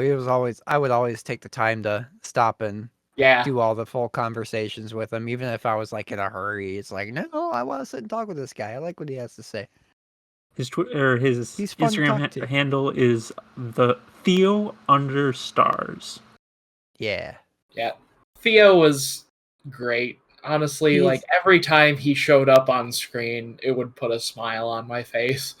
Yeah, like he was the perfect foil to Madeline. Yes. In that Madeline, she starts off, she was like really nervous and like just really timid, not sure she's made the right choice about climbing up the mountain, and then she encounters Theo sitting by a campfire, and he's just this happy-go-lucky guy. He's like, "Oh, hey, you decided to climb too? That's cool." Yeah. He doesn't care if he gets to the top. He's just there vibing. Yeah, he's just there to have fun. I think chapter 1 is one of my favorite chapters too, actually. Yeah, just it's- from a gameplay perspective. Traffic light blocks are lots of fun to bounce off of. Yeah. I like the when you overall grab design onto of the one, level a lot too. Yeah. Just like the like broken down cityscape type thing. Yeah. Yes. And it also teaches you the important gameplay mechanic of inertia and how Yes. you use moving objects to fling yourself. I love that mechanic. Yeah, so when you touch a traffic light block, it will move along a conveyor belt very quickly, and if you jump off at the right time, you'll go shooting up into the air.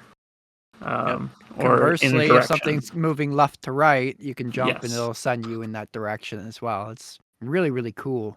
Or if it's moving some- vertically, sometimes yeah. you have to do a boosted corner jump off of it onto a second one over to the one that you just bounced off of. And use Sounds like some heavy B-side stuff.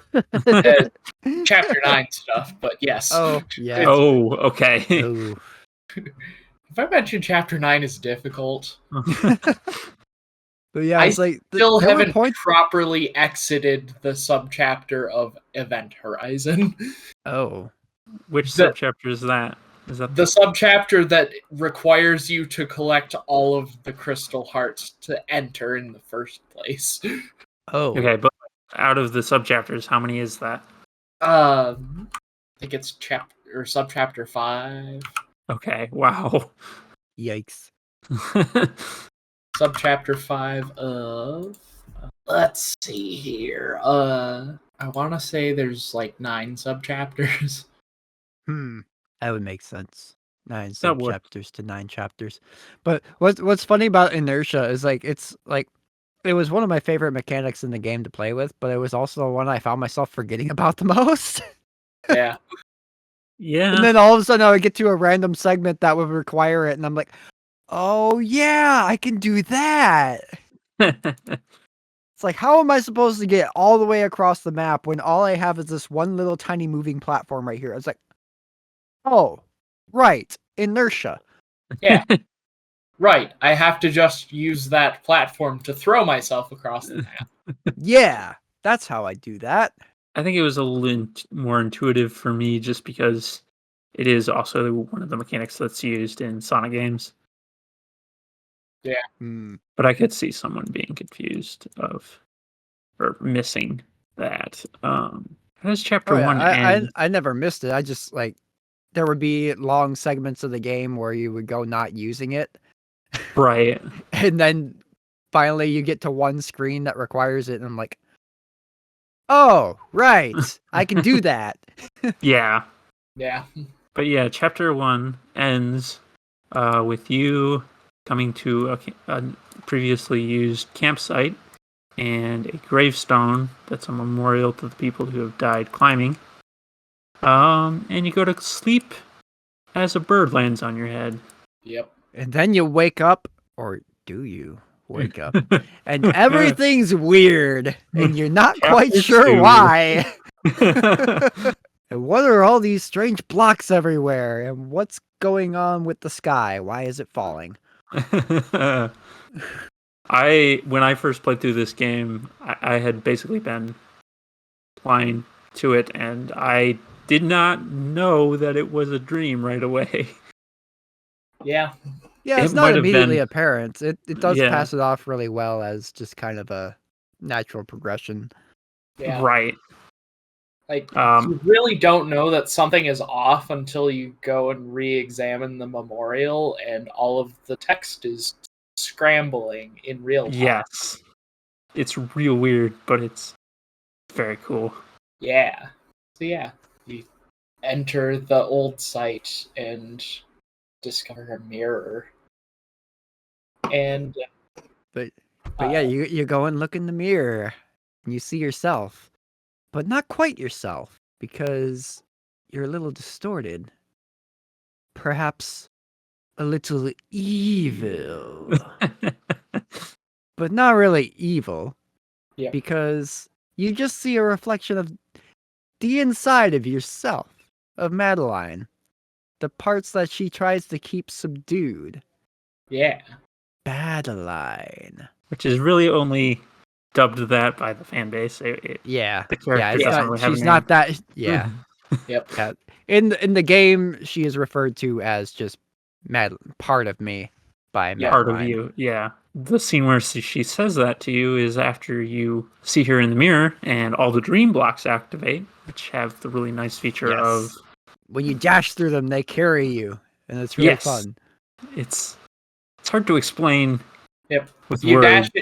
you dash into it, and the block will carry you on the angle of the dash for the length of what that you can go through the block. And if you hit a wall that's right next to the dream You block, die. you die. Yep. So make sure it's clear on the other side. Yeah. Otherwise, you're going to be dreaming a different kind of dream. Yeah. But yeah, once you climb up the Forsaken City, I did it again. Once you climb up the old site, you end up in a room and you turn around and there's Badeline again.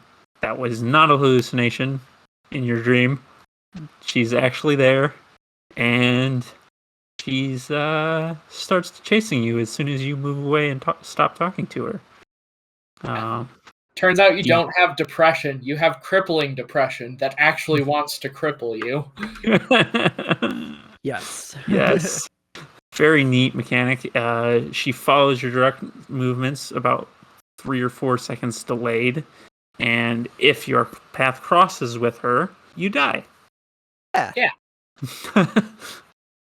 You are crippled. Yep. Your depression wants to cripple you. But then you finally escape, and then you see Theo again. He's back. Just well, you got to talk about the phone call. First, you get swallowed by a payphone. Oh yes. First, you get swallowed by the payphone. And then you also make a phone call first to an unnamed person, but presumably someone from Madeline's past.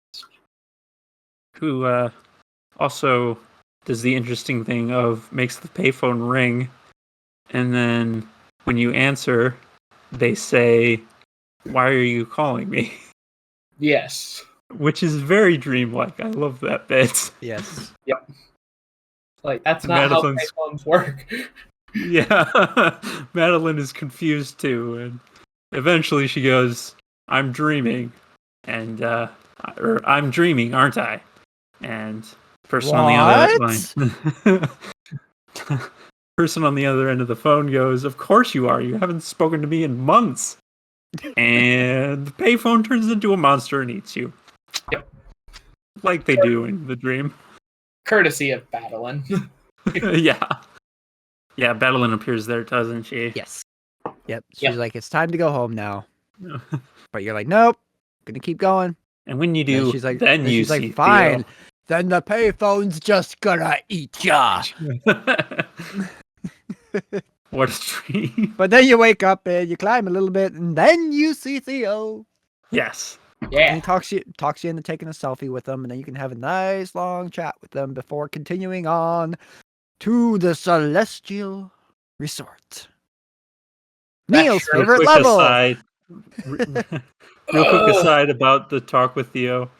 The very end of that conversation that you can't talk to him anymore is you discover that Madeline does not have a smartphone and Theo does not know how to respond to that, so you can't talk to him anymore. Honestly, and see, this game was released in 2018, and it is now currently 2023. And honestly, that seems kind of like a valid way to respond to someone without a smartphone. Yeah. Yeah, even back in Right. 2018, like not very many people had flip phones still. Yeah, Yeah. I mean, I personally crave the simplicity of just an old flip phone at times, but like, Yeah. it's so difficult nowadays to function without one. Yeah. Yeah. Everyone just assumes you have a smartphone. Yeah, society has evolved enough to the point where it's become a default item. To have a multi-$100 phone in your pocket. Yeah, it was really unfortunate. Yeah. I blame Steve Jobs. All his Yeah. fault. But anyway, chapter 3. We're procrastinating Neal's on this favorite chapter for a chapter. reason. Time to move on to someone else who hasn't gotten with the times. Yes. Perhaps a little too much so. Everything's covered in dust. Dust bunnies. I hate these things.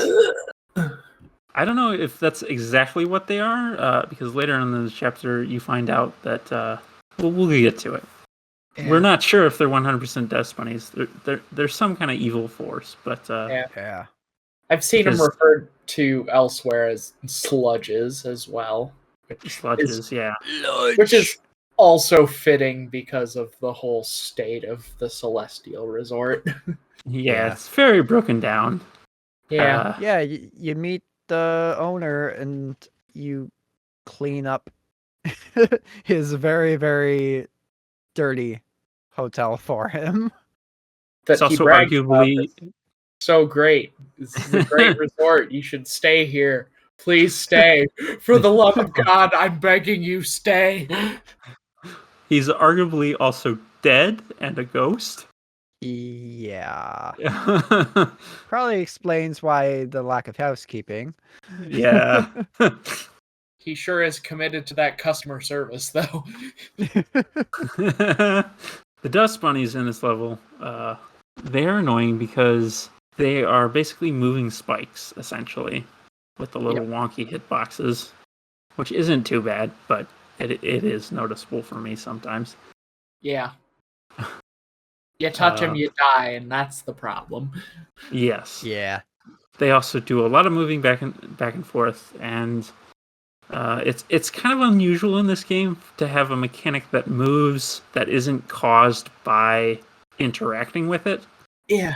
Like the dash blocks in the Mirror Temple are also annoying, but those are triggered to move by you dashing, so they're a little more predictable. Yeah. The Dust Bunnies are more like traditional platformer, like 8-bit and 16-bit platformers of having spikes moving around and Yes.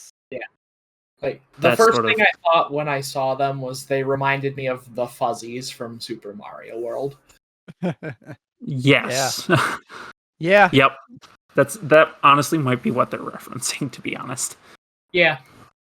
It's not the first or last Super Mario anything reference. Like the swirl of circles when you die and respawn is a reference to like the overworld map in Super Mario Brothers 3.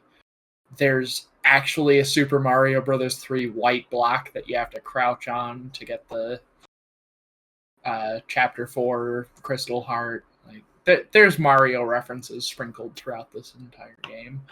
Yeah. Yeah, the dust bunnies bearing resemblance to the fuzzies is just one of them. This level also has a section with a mechanic that I think if it wasn't paired with the dust bunnies would be very fun and would make you want to replay, which is the scattered and lost segment where you have to put away the there's books, bedding, and boxes that all need putting away before you can get the key that is in the center of one of the rooms that's just trashed with all this stuff. Yep. And you have to find a button to put each of those things away after each of 3 little sections on their own, subsections that have some of these bedding and sheets, or these bedding sheets and books and boxes scattered throughout them.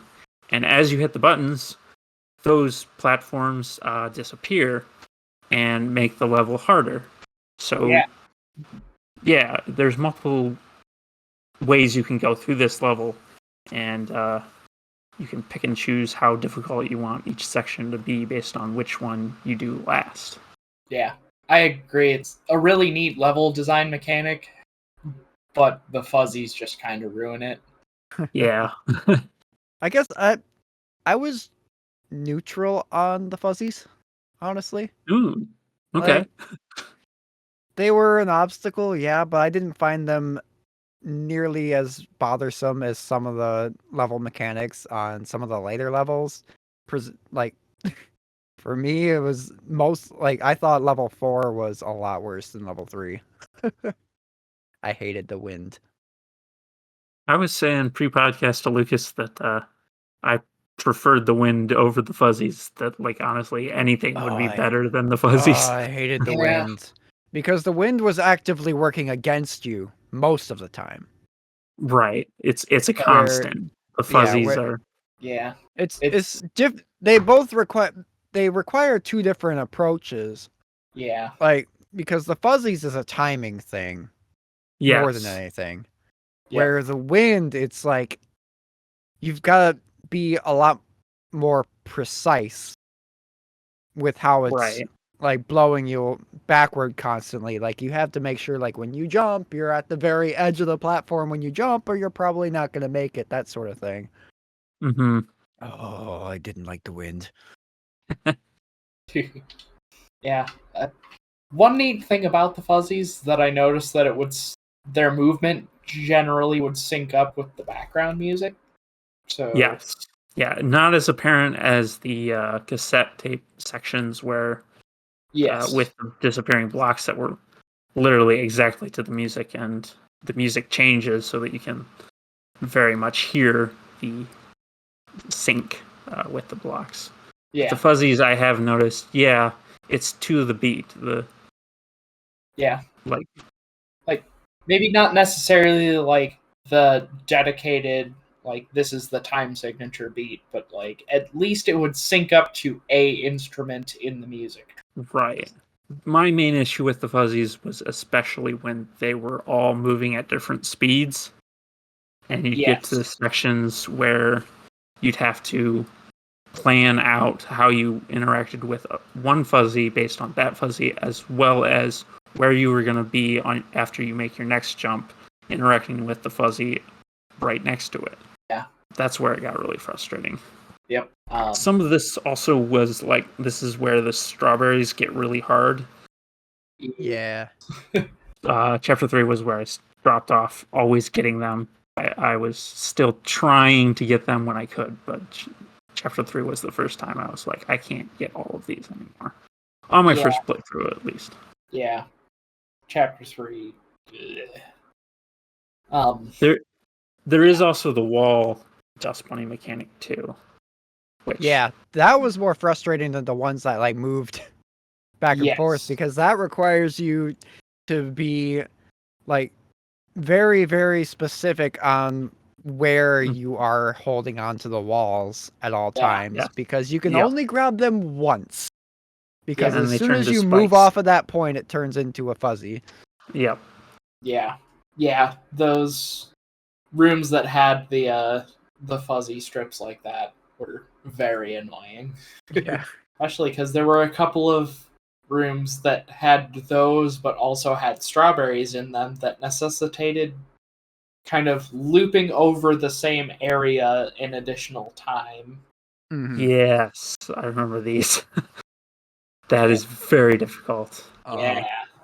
But yeah, after you clean up Oshiro's hotel for him, he thanks you by freaking out because you just want to leave and he doesn't want you to. Yep. Well, also Badeline shows up and like Yeah, disses him a whole kinda. bunch. Yeah. She that doesn't does. help. She does put a hole in the ceiling of the presidential suite. Yeah. Which this is also where you learn that Badeline is not just isolated to your dreams, which freaked me out Yep. the first time I played it. Yeah. But yeah, Neal, you talked about this boss fight in our episode titled "The Boss Fights That Wrecked Us." Yeah, because it wrecked me. Oh, I had God. I after that episode, I was like anticipating this one. It's like, all right, here we go. I had a lot of fun with Mr. Oshiro actually. Well, It is I was. I liked that you could slow him down by jumping on his head. Yeah, that is very neat. It's like every now I- and then you just get it lined up perfectly timed. You just really like boop, bonk him in the Yes. head. It's like, calm down, sir. There's a couple I- of strawberries that require doing that, and it's actually Yes. pretty fun. Yeah, the strawberries were part of why that really wrecked me.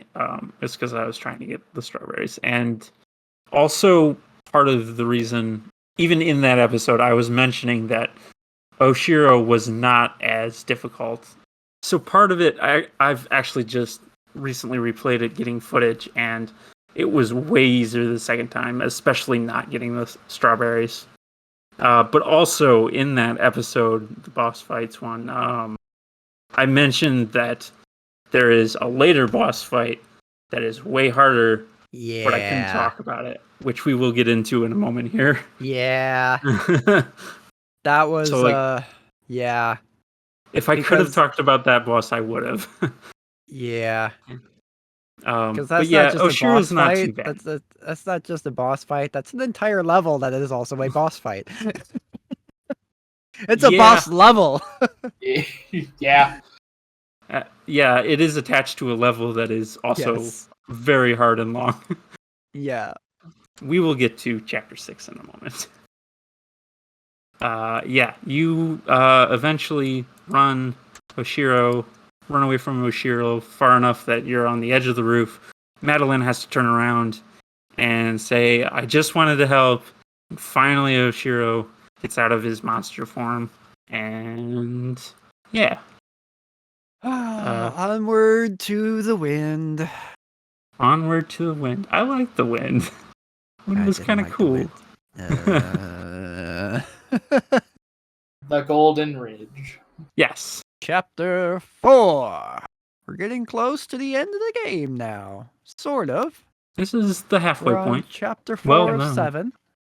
The second half. Well, if you count the prologue, it's the second half. If you don't, which you probably shouldn't, it's the middle point. Yep, in addition to the wind, this level also gives you clouds and the green bubbles, which are really fun.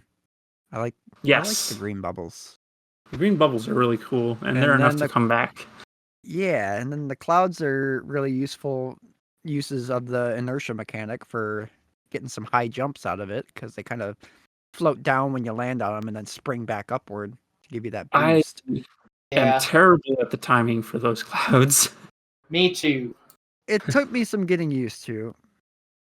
Some At first, I didn't realize they were capable of doing that. And then I remember I just randomly jumped at the specific time once and was like, Right. oh, right, I can do that. This was one of those moments I forgot about inertia until it came up again. Right.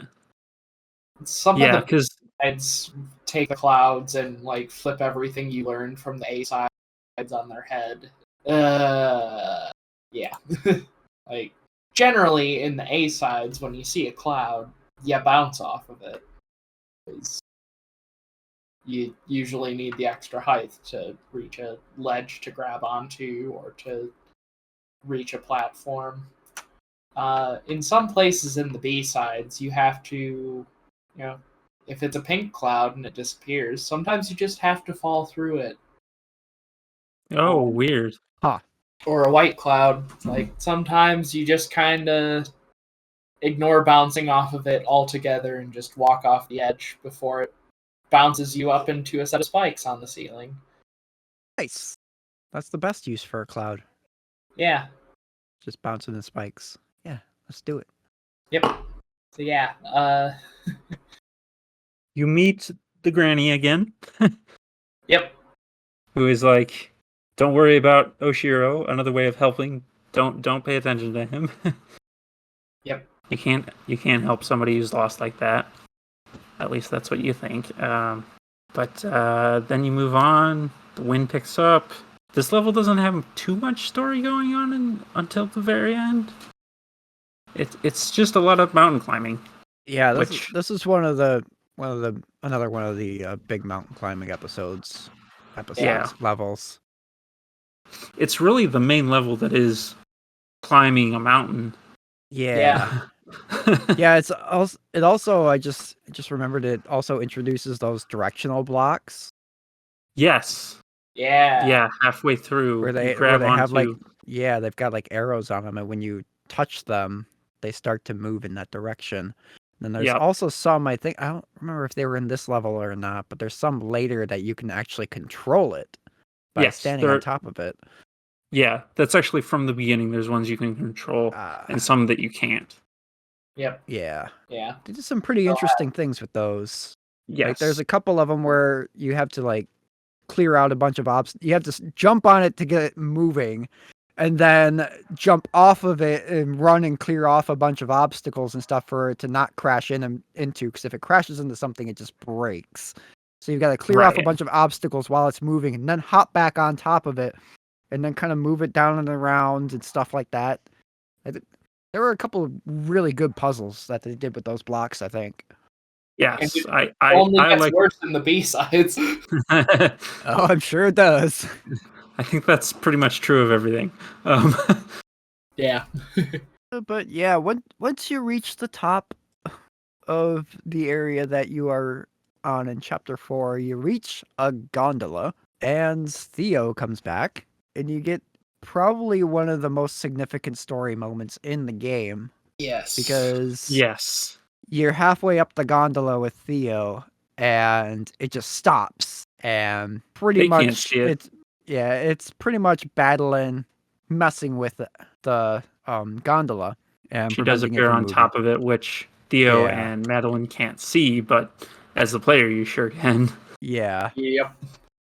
So then Madeline starts to go into an anxiety-driven panic attack, and Yes. then Understand. Theo Have a nice day.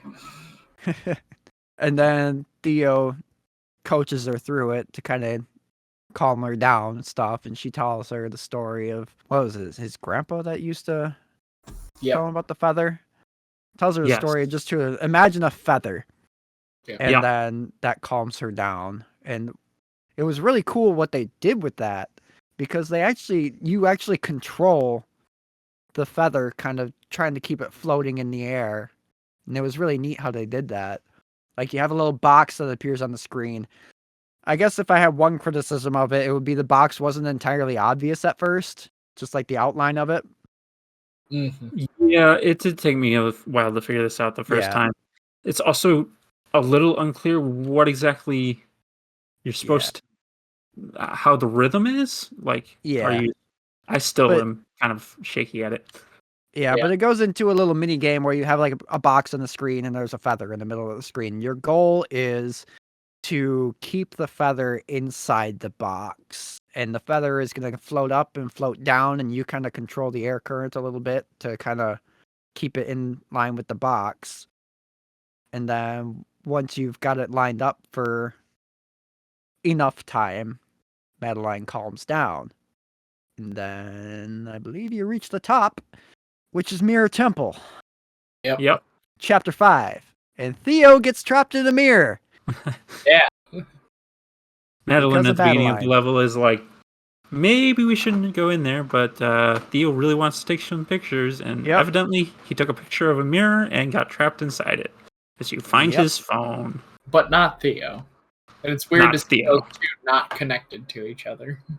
Right. Which just drives you to explore. Yeah, Mirror Temple is very maze-like. Yeah, I got lost for at least half an hour. Me too. And I got really mad at the solution about where I needed to go because it was right there in front of my face the whole time. It was one of those things that's like right there, but it's not completely obvious until you look it up and you're like, oh my god, it was right there. Honestly, that's fair because one of the level gimmicks is that there are lights that illuminate when you pass them by. So if you don't pass those lights by, then like that section of the level stays dark. Right. Mm-hmm. I do kind of like it just because it helps you know where you've been. Yeah. Yes. And with how maze-like it is lit or unlit, like having that as kind of a breadcrumb trail for you is very useful. But it also means you miss a lot if you're not looking. Mm-hmm. But yeah, I think this is the level that gets you dash blocks for the first time. Yep. And also red bubbles, which are similar to the green bubbles, except they're a lot more directional. Yep. The green bubbles would pop after you go in them. You point a direction with the D-pad, and it'll go in that direction, and they'll pop, and they'll just kind of throw you that direction. Yeah. The red bubbles actually travel until they stop. And you can dash out of them at any time. Which makes me wonder, can you dash out of the green bubbles too? I don't know. I don't know. I don't think there was ever a point where you really had to try. No, I don't think so. Yeah, because with with the red bubbles, they make it like you have to like dash out of this thing or you're gonna smack into a wall. And yep. Sometimes that wall would be spikes and kill you. So yeah. Spikes tend to do that. Yep. Yeah, I think this was probably the level I struggled with the most. Probably also because of the fact that I got lost, which doesn't help. Yeah. But it is also very but it's a very long level also with some difficult screens, so eventually you find Theo. And Theo's trapped in a crystal with a bunch of eyes staring at him. There is the bit where you find a huge mirror and you get sucked in first. That is true. I love that bit because you get to play as a monster. Yeah. Which is a nice little break from the puzzles. Yeah. I don't know exactly what those monsters are. They kind of always remind me of beholders. Yes, that is what I was going to say too. So I've always kind of referred to them as such. So yeah, you get sucked into the mirror.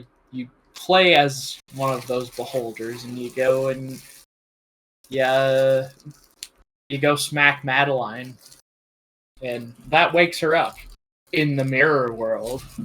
Yeah, which feels a little bit like the Stranger Things upside down, in that everything's gooey and very dark. Yeah, but like these things are almost mechanically kind of like Mr. Oshiro in a way again, where they see you and they dash like straight for you. But instead of just going straight across the screen, they can move at an angle and all that too, and they kind of seek you out a little bit as well. Yep. I had a lot of fun with this segment of the level though, because this is the part where you're carrying Theo in the in the crystal. You haven't quite figured out how to break him out yet, so Yes. you sit there and you get to carry him around, and there's some cool puzzle bits that you can do with that mechanic, having something to kind of toss around. It was a lot of fun playing around with kind of how, like, if you were to throw Theo and then like diagonal dash into Theo, you could grab him and it would carry your momentum, so you could get even further out of that dash. Oh, nice. Uh, Advanced mechanics I would not have encountered. I found that by accident during the A side, and I think it might have been required at one point in the B side, but since I was already familiar with the mechanic, it was like, oh yeah, I have to do that, and that's finally I'm required to do that and put that skill to use. And there's one room in the A side in particular, like, if you throw Theo onto both of the switches into the room, then he says, yay, I'm helping. And first time I saw that, it just cracked up. It was like, thank you, Theo. You're so You're helpful. the real MVP, Theo. Yep. I love that guy. He's so funny. Yeah. Eventually, you find a giant eyeball and you throw Theo at it, and that breaks him out. Because what the mirror temple reveals is sort Beauty of is in the like, eye of the beholder. well, the beholders don't like you, so I don't know what that is. But at one point you were a beholder. That is true. Maybe they do like you. They aggressively. Yeah, they're trying to show their affection, but Yeah. they That's why they don't know how to do turn that. red. That's why they turn red when they seek you out. Ah, yes. They're red with love. Then at the top, once you get out of there, Madeline and Theo sit down and have a nice chat by a campfire again. Oh yes. Yep. You get some voice, or not voice. You get some conversation choices here, dialogue Yep. options. Really like this one.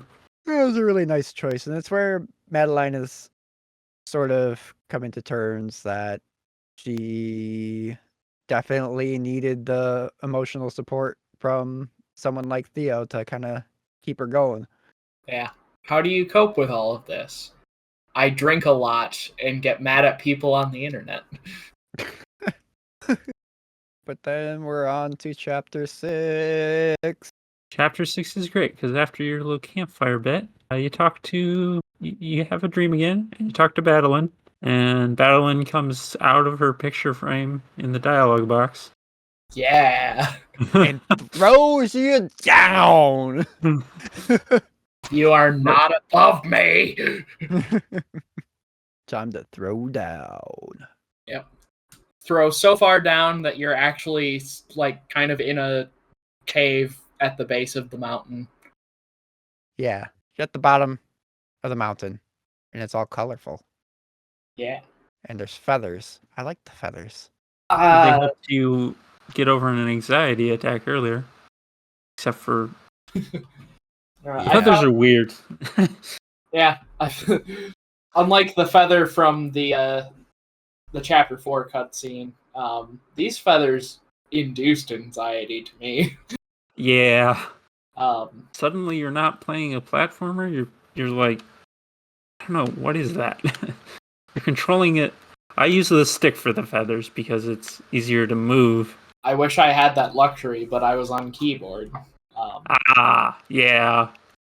I can see why you didn't like that. Yeah.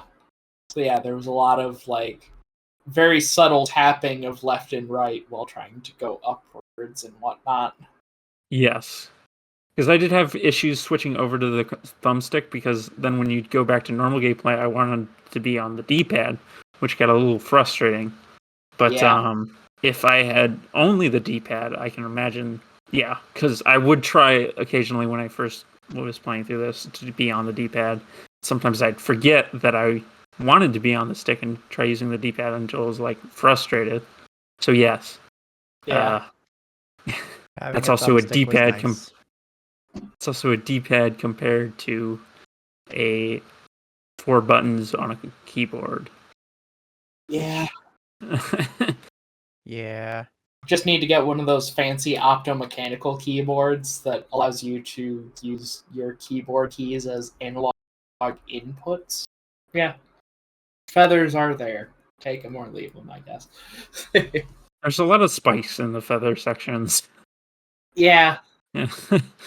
that's really the real problem. Like, I could fly around decently with the keyboard as a feather being. It's just tight spaces. Yeah. I also liked all the grumpy blocks that are sleeping. Yes. And then you Yeah. dash Yeah, into they're them very and wake much them up. swamp references. Yeah. Yep. Yeah. You wake them up with a dash and they get grumpy and they're like... Yeah. I just love the noise they make. Yes. Somehow more satisfying than actual thwomps.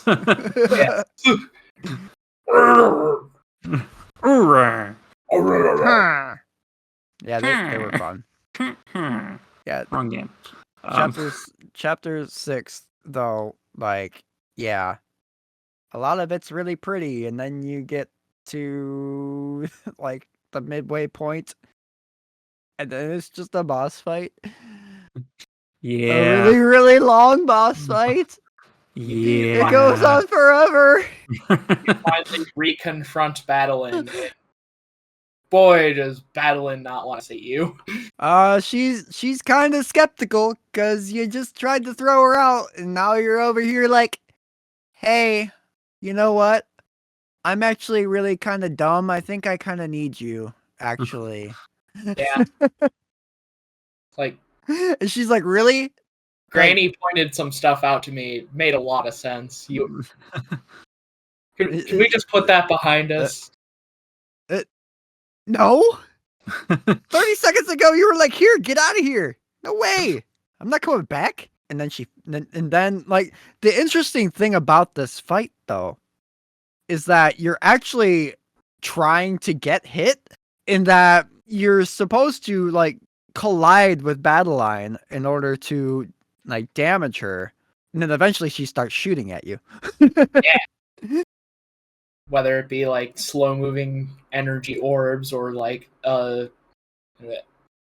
aiming laser. I'm a firing my laser. And then, but yeah, this fight for me, it started out okay.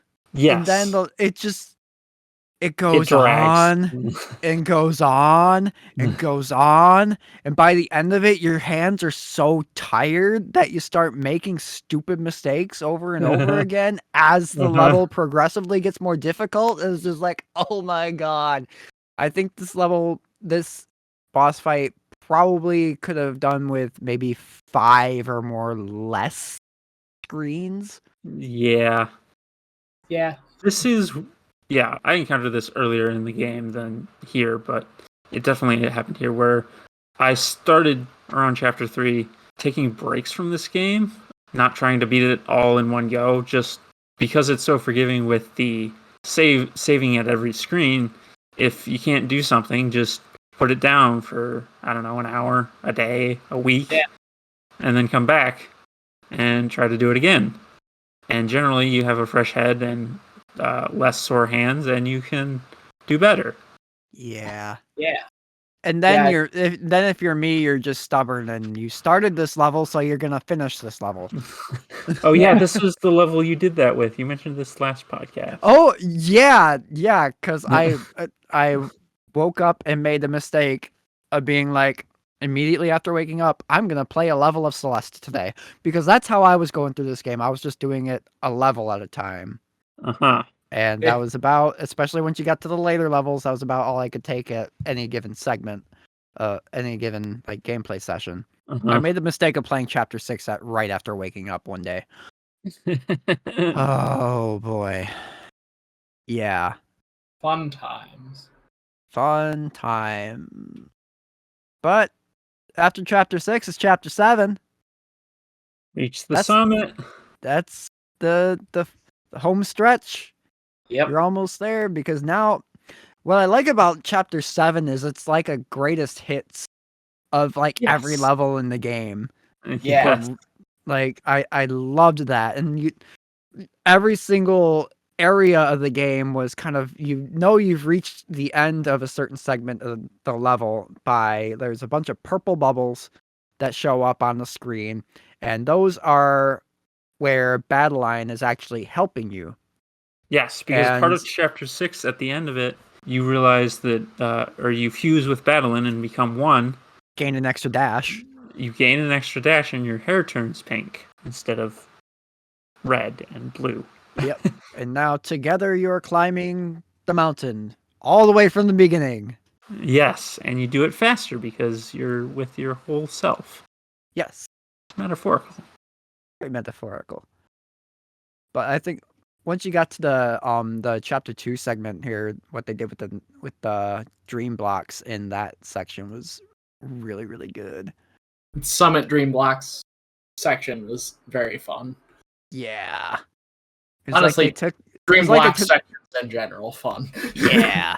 Yeah. It's a good mechanic. Yeah. Very good. My favorite rooms in Event Horizon in Chapter 9 have been Dream Block rooms. Yeah, this level, even the windy part wasn't too bad for me. Yeah. It was once I got to about marker 20, I hit a freaking brick wall for probably a good 10 to 15 minutes. Just could not progress past that marker. Yeah, the kind of like first area you reach post like greatest hits section. We'll call it. Yeah, that section on the way up to the summit there is tough. I do like though that once you get to marker number 1, they kind of make it look like it's gonna be like one last super complicated and difficult jaunt to the final flag at the top, but then it's just like you get into it and you're like, oh no, this is like, okay, all right. Yeah, it's like some of the easiest platforming in the entire game. Right. Marker 11 is one that I specifically remember. I'm looking at a long play right now. It's the section where you're dashing through a bunch of spikes, like a little sort of maze of spikes. And there's the green crystals from chapter 1 that replenish your dash. And you just got to keep dashing, and it's very hard. And I remember thinking at the time, I'm never going to play this level again. So I should probably get as many strawberries as I can, because I don't want to do this again. I think marker 11 was the other one that I got stuck on for a minute. Yeah. Yeah, because you've got to hit all those switches and stuff too. Yeah. Or are you thinking the one before it? Are you Maybe? by markers, are you thinking like leading up to that number, or like you hit that number and then everything after it is what you're calling that marker? After. Okay, yeah. 11 is the one with all the like the switches and the 2 springs on either side. I'm looking at it right now. The springs? Wait, what? Oh no. Nope. I forgot it's counting down. Yeah, it counts down. It counts down. Of course it counts down. Why would it count up? Hold on, I'll screenshot this YouTube video. No, I got it. I've had the long play video up this entire time too. Okay. Yeah, I remember that one. That one, I don't think that was too bad for me. I think it was the one before that. Where you have to do the wall jumps? It was it was 13, I think. It was, you've got two springboards on either side, and you've got like 4 switches that you had to hit. Fast forward. But before you even get to that, you've got to do a bunch of crazy bouncing through a bunch of... Yep, I'm seeing this now. Yeah. And then you've got to time your dash up just right. Otherwise, you end up smacking into the spikes because there's just a narrow passage to jump up onto that platform. This one. Okay, yeah. I was stuck on that for a while because it's such a long screen, too.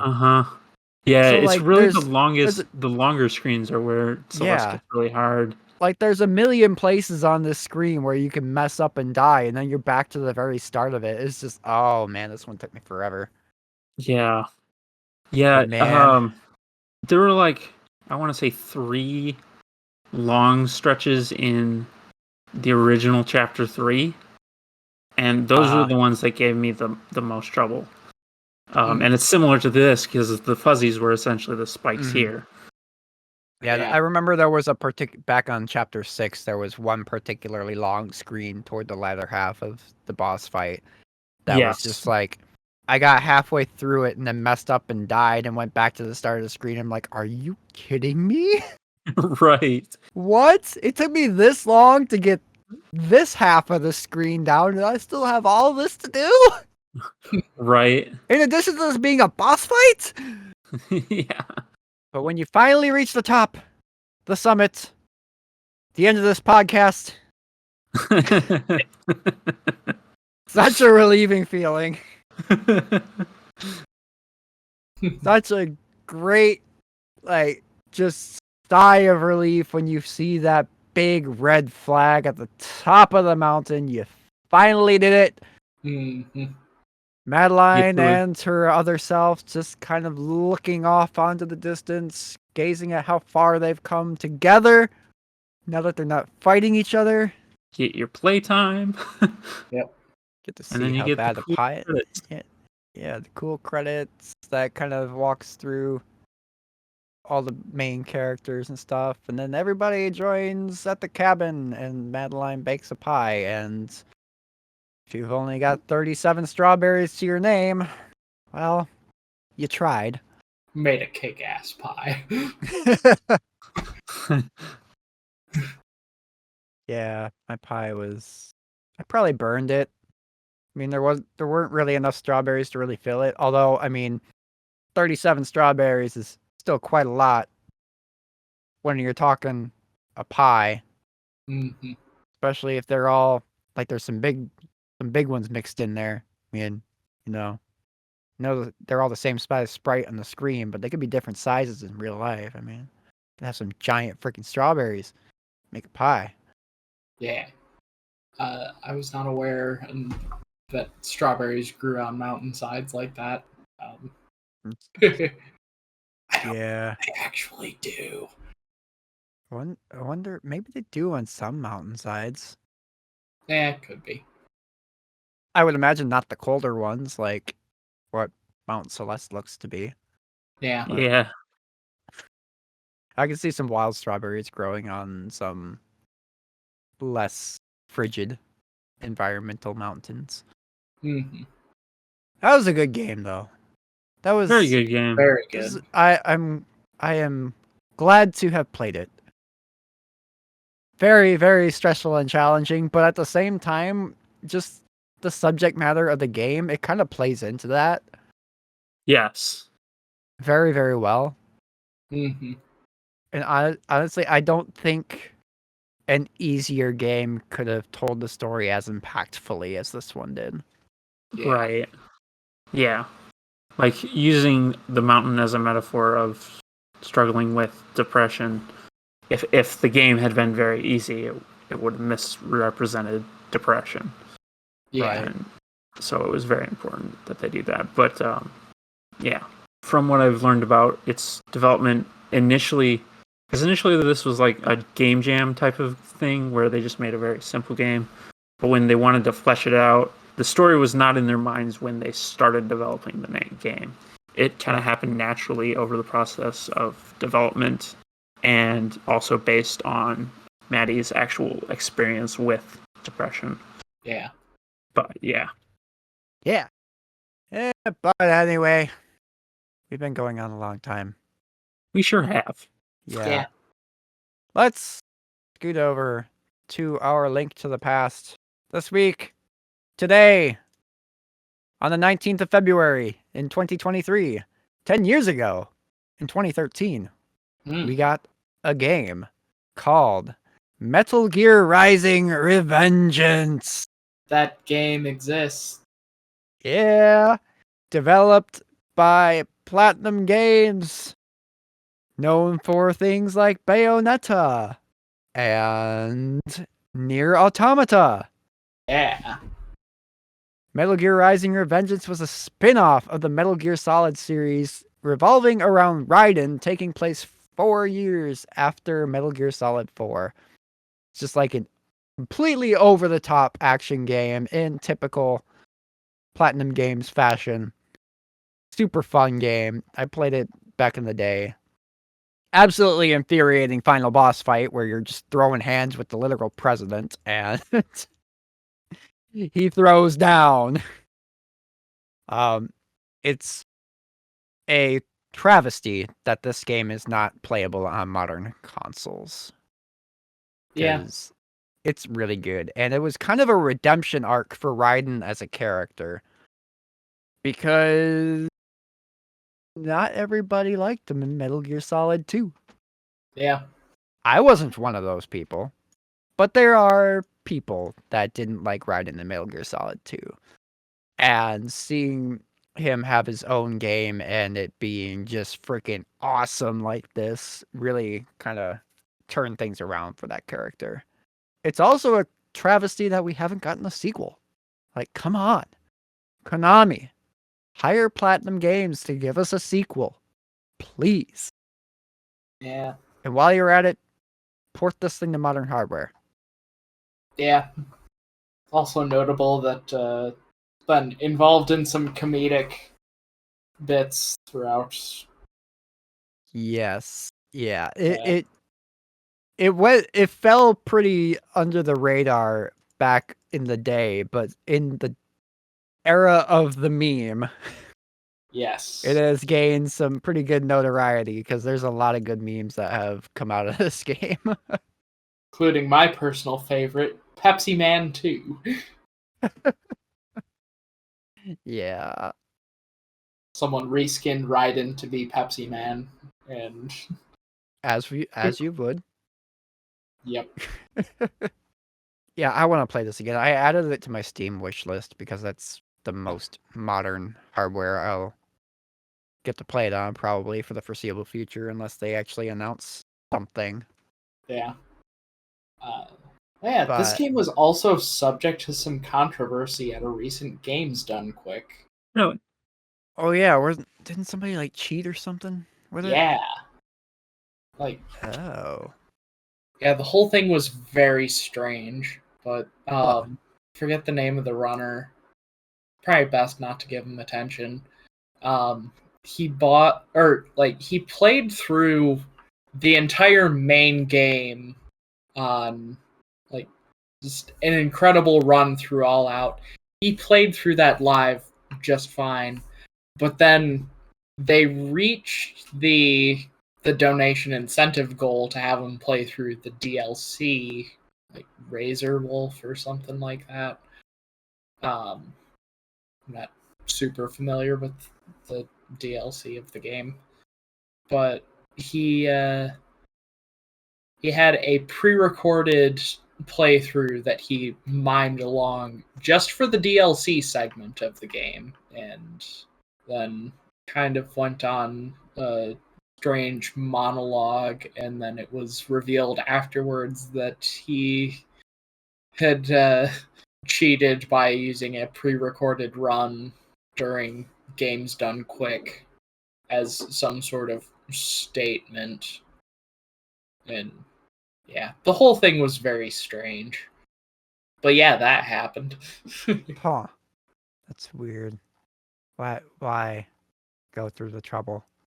Yeah, Isn't especially because he didn't fake the game proper run. He just faked the 10-minute long DLC of the game playthrough. he could have just not included that in his run, right? Well, it was a donation incentive for him to play through that afterwards. So, but well, that kind of makes it even worse because it's literally squandering donation money in a way. If you look at it in that way, yeah, like if you had this cheated run of the DLC pre-prepared without even knowing whether or not they were going to reach the donation incentive for Rising Revengeance to play through the DLC, and yeah. Quality Huh. people cheating for a charity drive. Yeah. Ugh. Well, that doesn't stop Metal Gear Rising Revengeance from being an excellent game, and that doesn't change the fact that it needs to be playable on the PlayStation 5 and the Xbox Series. Yeah. Yeah. Actually, I think you can probably play it on Xbox via back compat, but it's not the same as a native port. Yeah. So, happy 10th birthday, Metal Gear Rising. May a modern console port be in your near future, please. I want to play this game again on my PS5. Just let me do it. Understandable. Anyway, that's it. That is going to bring us to the end of episode 21. To the listeners, have you Goddamn. played Celeste? What is your death count? Is it as high as Lucas? With 16,000 deaths? 13,000, but 13,000 deaths! I'm sure by the time I get through the room I'm stuck in, it will be up there. You'll be there. Yeah. Anyway, you can email the podcast directly at fans.togp@gmail.com and let us know, as well as ask any other questions you may have, and we may read and respond to it on a future episode. But anyway, Lucas, where can we find you outside the podcast? You can find me on YouTube at Carnevil9 That One Gaming Podcast. I upload long plays of our That One Game episodes. Celeste coming soon. Then you can also find me on Twitter at Carn_evil_999. And well, I don't know, follow me if you want wrestling news, but not gaming news. What about Neal? Where can we find you outside the podcast? I am both VMK89 on Twitch and YouTube, and my Twitter handle is at IamVMK89, all lowercase, because VMK89 was taken. Although that's my nickname, so you could probably find me via Twitter that way if you just Google it. Anyway, I post occasionally on Twitter. I post never on YouTube, and I post regularly on Twitch. All right. And as for myself, if you are watching / listening to this on YouTube, you're already in the right place. That's youtube.com/deliciousmorsels. And you can also find me on Twitter at deliciousmorsel. There's only one morsel because I still hate character limits. And additionally, if you liked the music that you heard at the start of this episode, and the music that you are going to hear at the end of this episode, assuming you're sticking around, you can find all of that on Spotify, Apple, wherever you get your music. The music for this episode usually has a bit of a delay by a couple weeks, but you can follow me on those services of your choice to be notified when those songs go live and appreciate the stuff from the previous episodes while you wait. Links to that will be in the description below.